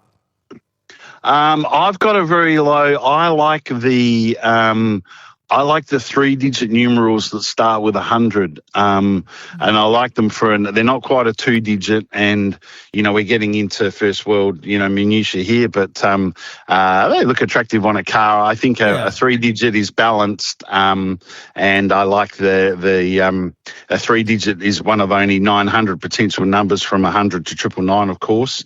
So of those 900, not everyone has the title, so there might be 700 floating around, and of those 700. I've got clients who might have 2 or 3, so we might be dealing with sort of 400 or 500 owners of those 3-digit numbers in total. So when they issued the Grand Prix plates, they issued them from plate number 1 in the Grand Prix series to plate number 199, and they tried to limit any crossover in black and white plates. So they've not ever issued any plates in that 100 series direct from the government. So I like the rarity, and I like that they're low and distinctive. So I'm fortunate to have a couple in that series, which I've got an old car. You may have seen it, Jeremy, an old Porsche that was old Mr. Angus's Porsche from up at Anguston. I've owned that car since 35 years, and Mr. Angus's number was 119. So I've got photos of him on all old, groovy old Rolls Royces and Bentleys. He had one of the first ever Holdens that was produced here in Adelaide with 119 on it. So that number's on his last car, and then the government changed the rules, and as such, it had to be retained on that vehicle. So that's kind of special to me. It's 911 backwards, but it's 119. But that's the number that car was issued in 1985, and it's still on the car 60-something years later. So that's quite cool. Tell me, Paul could probably answer this as well. Why do they pixelate on television? They pixelate number plates. Well, they do that because people could check on it. It's really What's it matter? It does, because it depends on the situation. If it's something to do with the courts, for example, and someone pulls up in their own car going to court and the media are there, they could find out where that person lives, go around and whatever they do to them. So it's a privacy thing. It's a privacy thing, yes. We usually do that with any stories. Yeah. Yeah, well, the stupidest example of that I've ever seen has been on the front page of the Sydney Daily Telegraph. Yeah. When there was a story about a victim of crime, and he was coming out of the court and he was holding his dog, and the editor saw fit to pixelate the face of the dog. Just in case there were other dogs who would recognise him. Well, I lived in New Zealand in 2000. Fabulous place to live, just for a short period. But if you saw an old car on the road, you could go to the post office in New Zealand and find out the owner's details and send them a letter and say, "I like your car. Can I buy your car?" So I'm certain that phenomenon's been stamped out, in the subsequent years. But that blew my mind that you could find I bought a really cool old Volkswagen when I lived over there. What happens if you see a beautiful young woman and you say, "Oh, I'll get the number plate and check it through"? There you go. Well, I think that's the jeopardy, right? That's the danger. And also, I'm a romantic. They also, on news stories, often pixelate the police car, for example. It might be a detectives who, might have an undercover car, if you know, a plain car. And so they'll pixelate that because they don't want the criminals coming back to saying, "Oh, that's registered by the government," when he's supposed to be infiltrating. So, it's best to pixelate them, and everybody's happy. Okay, as long as everybody's happy. That's good. Did you answer the question? What is the number on your car? Yes, he did. So I like that. My number 119 that I've had for 35 years. What's on the green Mercedes? Had a low number 70. 70. Oh, wow. I saw 2 running around the other day, and I thought, gee, that's That's pretty cool. Number 2 is super spectacular because it's still within the family of the original registered owner. Wow. Back in 1906. So, and what's their name and address? Early numbers were interesting because if you consider society at the time, there was like a colour TV. You know, only the very wealthy ended up having a colour TV when they were first made available, and invariably, the early registration list of owners features lots of North Terrace doctors who use the car to go and visit house calls and clients, but also lots of very old Adelaide pastoral names that had stations and had the Kidmans and the McBrides and in this case the number 2 is a descendant of the Waite family, so the Waite Institute. Up at Erbray, Peter Waite had number 2, and his descendants still have that number in the family, which is super cool. Wow.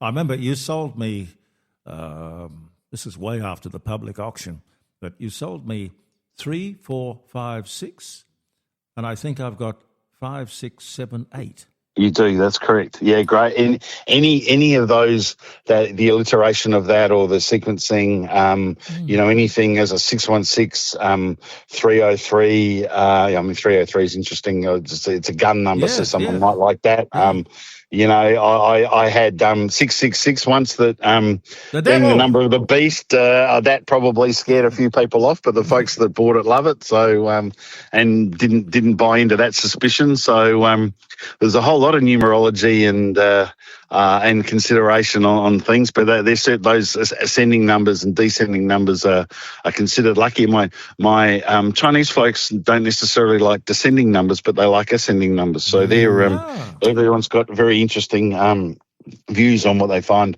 attractive. And then I will put an auction listing up and I will say this number's good for this particular reason. Someone will buy it and go, wow, that's interesting. Oh, that's the birthdays of my son and my daughter. So I had to have that on a number plate. Yeah. So everyone's got their own way of doing it. Yeah. Jeremy, I make you an offer now, $1,000 for that. No. Don't say anything, Stuart. $1,000 cash today. No, I think the plate's worth more than the car. Okay, all right. That wouldn't be an unusual thing, with these plates. And do you see this inflation in the value of these numeric old or classic plates continuing to rise? Is there a limit, do you think? Look, one would love to have a crystal ball that you could tell the future, and as in most things, I guess the past performance is probably a predictor of the future performance. But if you try and buy a GT, a track focused Porsche, you can't get on the list. If you try and buy a high end Ferrari and they're $1 million plus, you can't get on the list. They're sold out of AMG Mercs way into the future. And these cars are now, I remember when I was a kid, my late father had a 380 SEC and it broke $100,000, and it was the first car in Australia to be, other than a Rolls Royce or whatever, $100,000. Who's going to buy that? $100,000, and now a run of the mill Ferrari, you put some fancy seats and some stickers on it, and it's going to be $1 million. It's come a long way. So I say that in the context of, if you've got a $1 million Ferrari and you want to put $250,000 worth of carbon fibre in it, you're better off with a $200,000 black and white number plate, because it's going to have at least an assured future value. Yep, makes sense. Are you still there, Stuart? Yes, I am. You've got an auction coming up. What would you like to? So look, my business is Historic Plates, and we're 40 years old this year. We've been doing number plates. 40 years. 40 years. So as a 16-year-old, so there you go. I'm dating myself. So I've been in and out of other things, but number plates have been a constant in my life. And folks can go to historicplates.com.au, or our auctions are at simply plates, plates.com.au, and register and bid. And please do mention that you heard us on Jeremy's show, and we'll be sure to give you some extra special treatment. But everyone gets special treatment. Oh, of course. But is there a particular star that's going to roll up in this auction, and this is the one to get? Oh, look, we have a really interesting for your program number.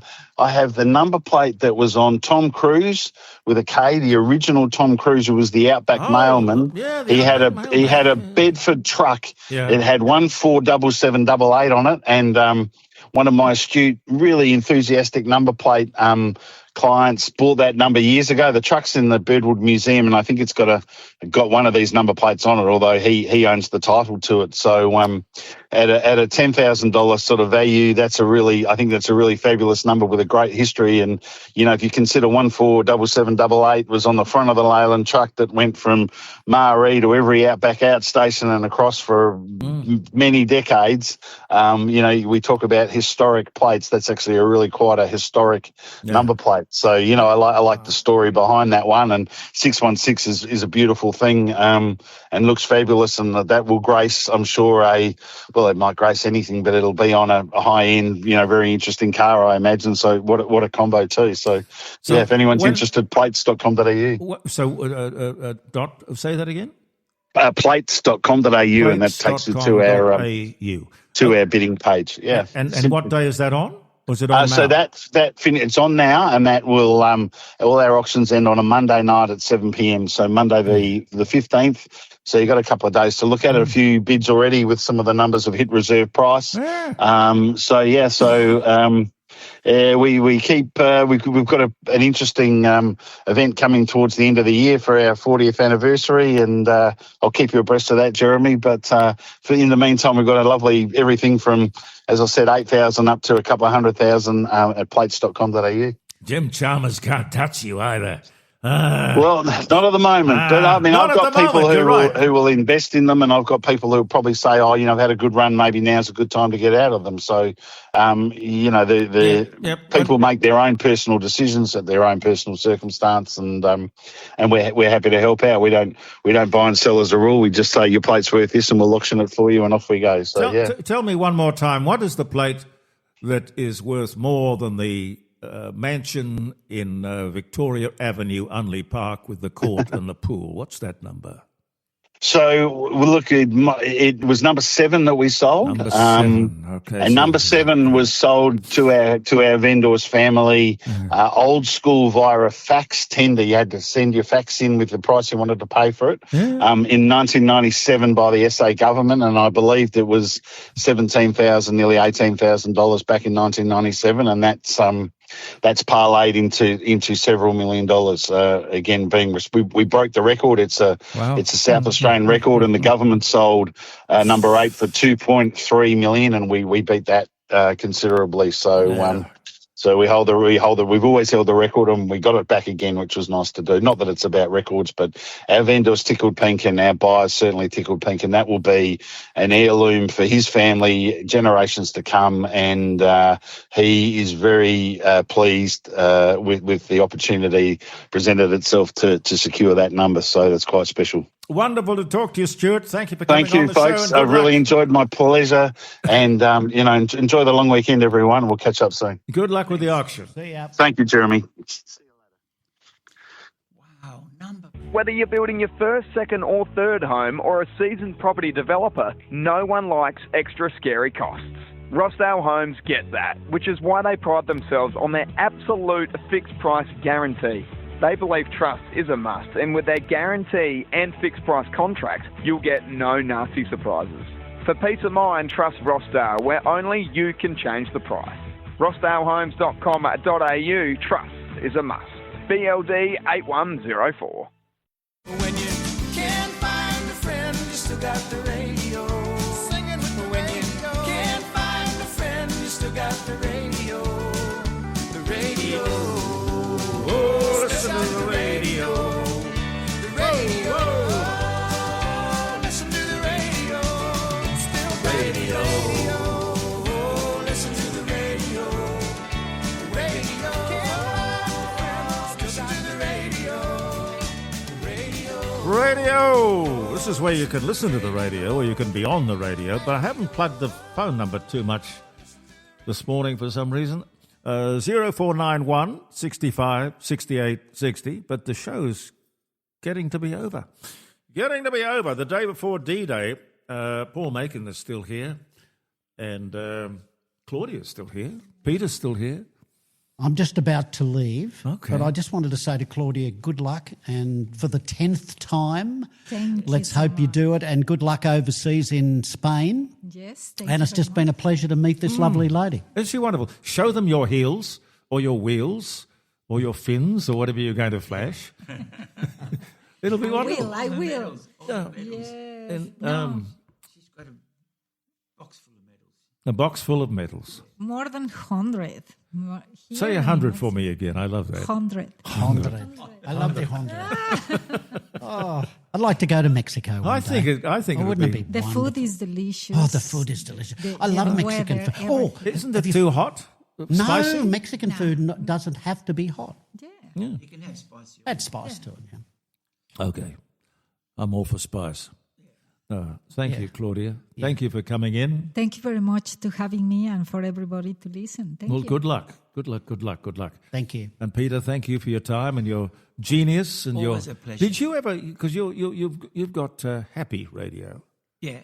Happy Business Radio is a podcast that people can Tune into any time. Just go Spotify or wherever you get your podcast from. Was it Happy Business or Happy Business Radio? Right. Did you ever think about calling it Funny Business Radio? Well, I have it. What I used to do during COVID. Everyone likes a bit of funny business. Yeah. Well, what I did during COVID, especially, I had a comedian come in, different Adelaide comedians come in at the beginning of every show. So at the beginning of every show, I'd have a comedian come in and say 2 or 3 jokes in a row. Or Could you find a funny one? Well, there were a couple of good ones. I always made sure that I got the ones that were G-rated, not all the F words and all that sort of stuff. But some of I was lucky enough to pick from the Comic Club and a couple of the other people. And also I had a couple of Melbourne guys that used to come on. So I'd ring them up and say, okay, we're going to start the show now, be ready. So I had them do like 3-4 minutes of comedy, and then we started the business side of it. Yeah. So it was fun. Well, no, you built this thing up beautifully. Gary, thank you for your help. My pleasure. Paul, thank you. Always so a much. pleasure when I come to South Australia. Yeah. Well, where to next? I'm heading to Sydney. He's got a marvellous job. He goes and house sits. Yeah. He's a professional house sitter. Yeah, we house sit, and we go all around Australia house sitting. So off to Sydney next, down to Wollongong. Do you need any help? Of course. Always happy to have you, Jeremy, help us around the house. How about doing what Jim did with Jim's mowing? So you franchise the idea out. Well, they've already done that. Oh, damn. It has been done. Aussie house sitters and Mind a Home. They've already done it. And we love it. Yeah, I have to go. I have to go. I have to go. Thank you, Paul. Good to see you, Paul. Lovely to see you guys. Paul Lovely Makin. to see you. Making fun, making money, making mattresses, I didn't making mention bacon. I'm writing a book. And called? It'll be released later this year. It's called Makin' a Life. Making a Life. What a great idea. Great idea. Yeah. It's a fantastic name. Have you got it trademarked? Of course. Oh, good. Yeah. Good. But Makin' mattresses, I don't know how they got it. I don't know. But I want royalties. I should think so. And a mattress. I always thought that was part of your business. No. But keep thinking that way. Okay. Well, you can go and claim it. You never know. Caroline, thank you. Some birthdays, ladies and gentlemen. Some birthdays.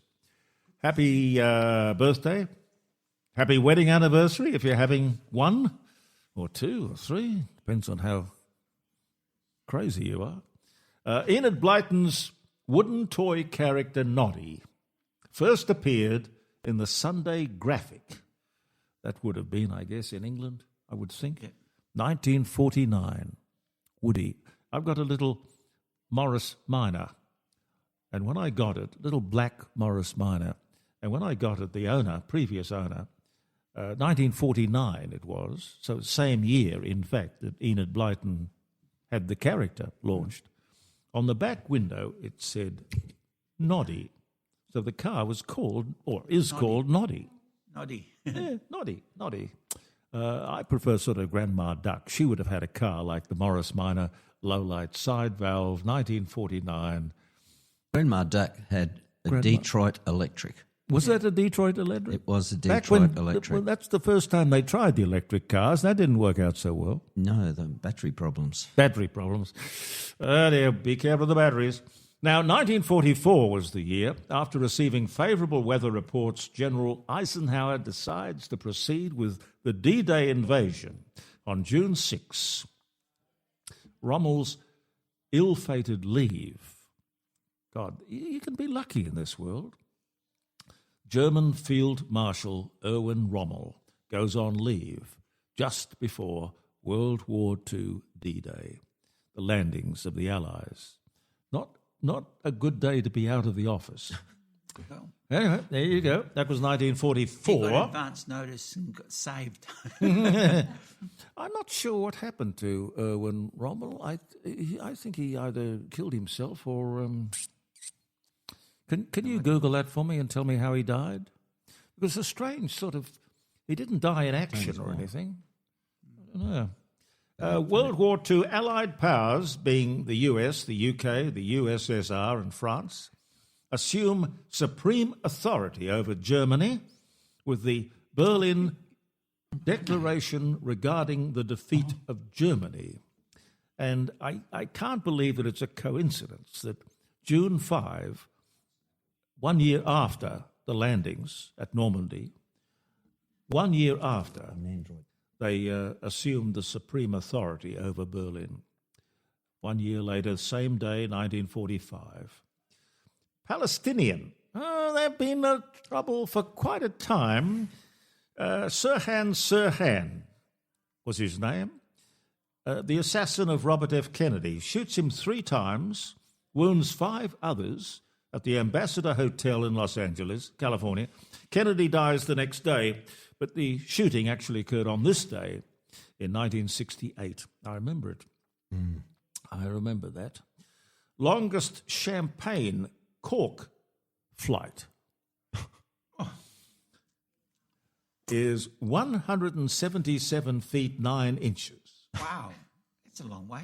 How would anyone measure that? I mean, how would anyone have the foresight to be at the other end of the bottle to measure how far the cork would go?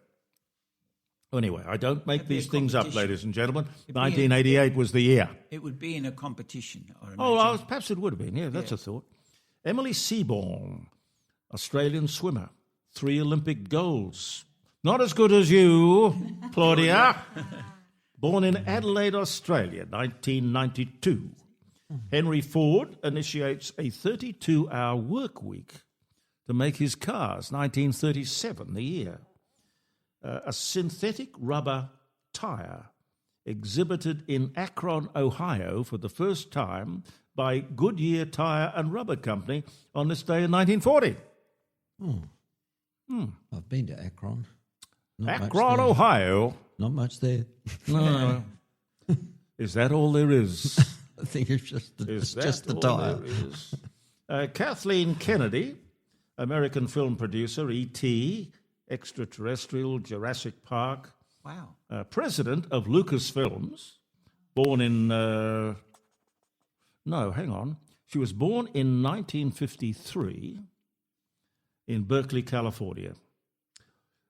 George Harrison releases Somewhere in England, his 9th studio album, including John Lennon's tribute All Those Years Ago, featuring Paul and Ringo on this day in 1981. John Maynard Keynes, English economist whose ideas changed the theory and practice of modern macroeconomics. He was born in Cambridge, England, on this day in 1883. Thank you for all your, I don't know, really, was it good work or not? I don't know. Must have been. Mischievous, I think. Strange. Anyway, people quote him, but I don't think anyone really knows very much about him.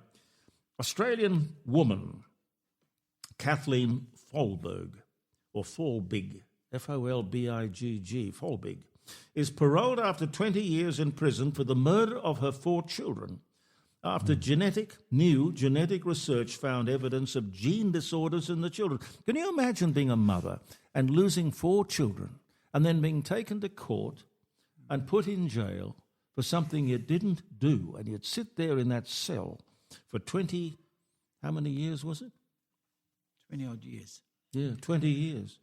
I think they compensated her, but what compensation could you possibly give the Dealing woman? with all the insults and innuendo would be so difficult. And then we had here in South Australia this forensic scientist, the guy who was without any qualifications whatsoever, who was part of putting away and finding guilty hundreds and hundreds of people.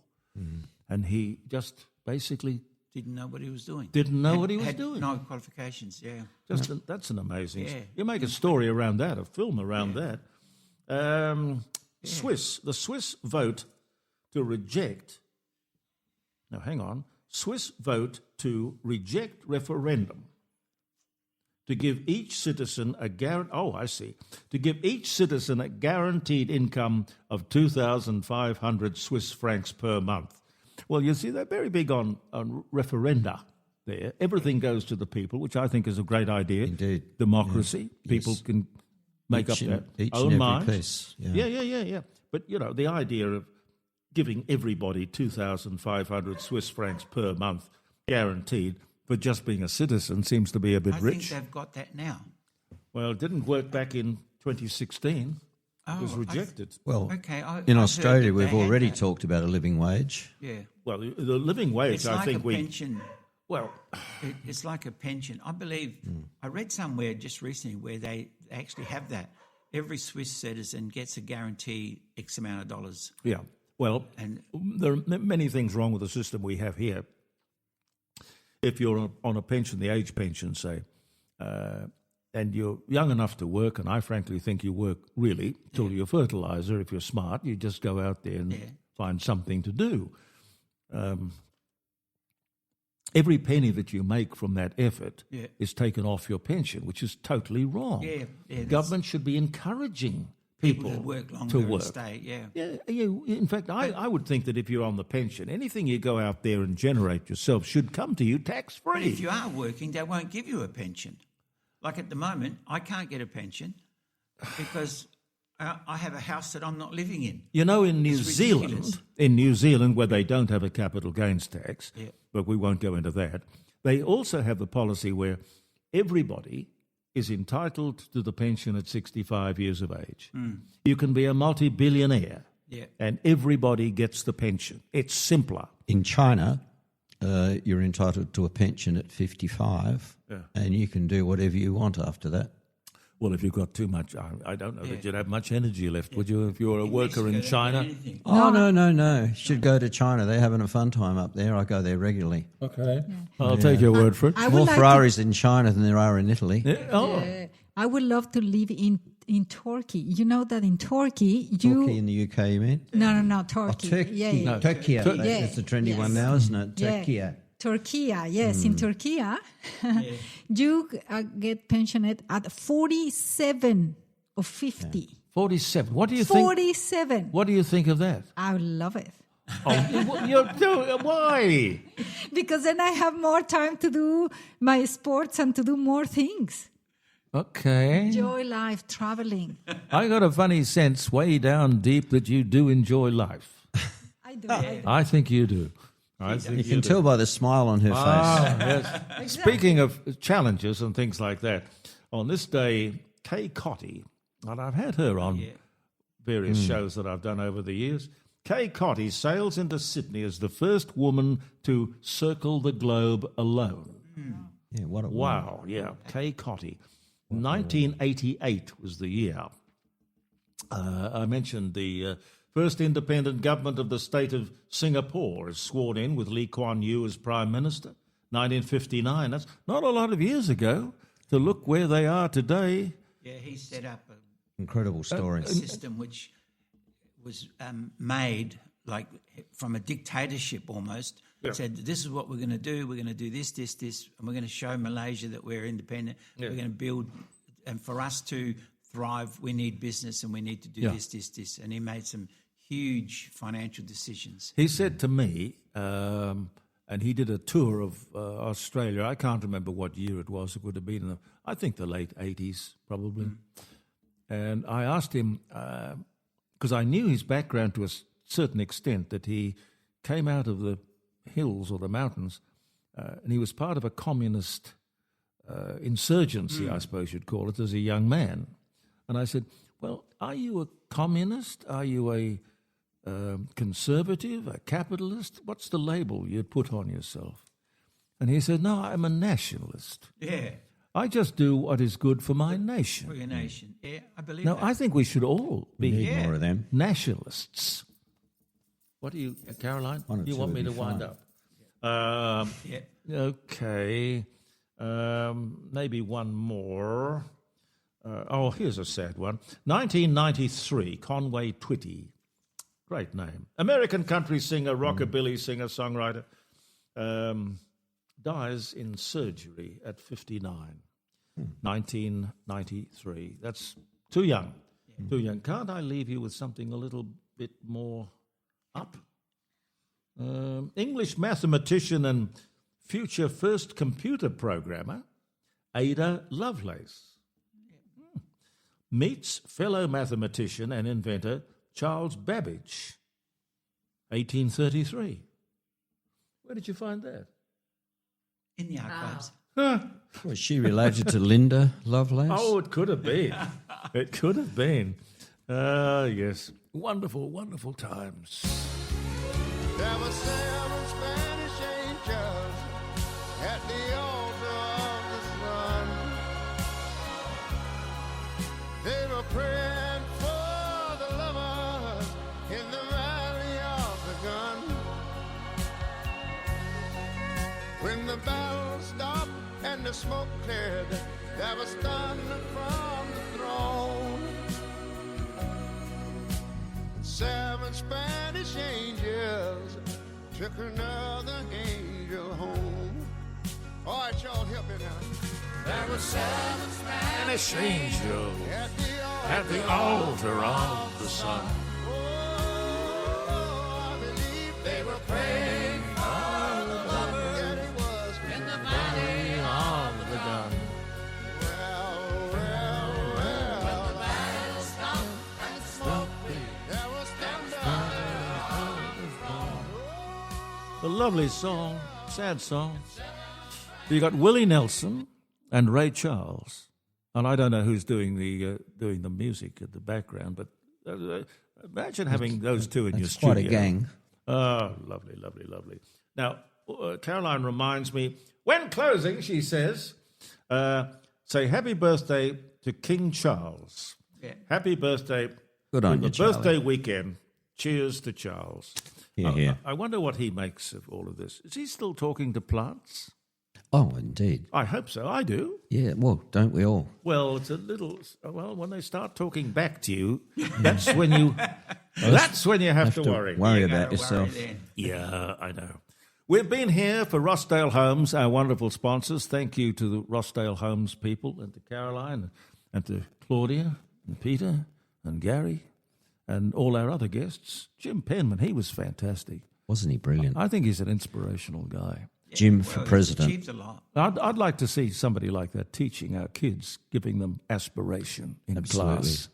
Yeah. Anyway, have a wonderful weekend, a safe weekend. We will see you at 9 o'clock. 9 o'clock is when we post it on Tuesday morning, and on Thursday morning from the garage, Jeremy Cordeau's Court of Public Opinion, and we'll be back next Friday here around the dining room table with another program.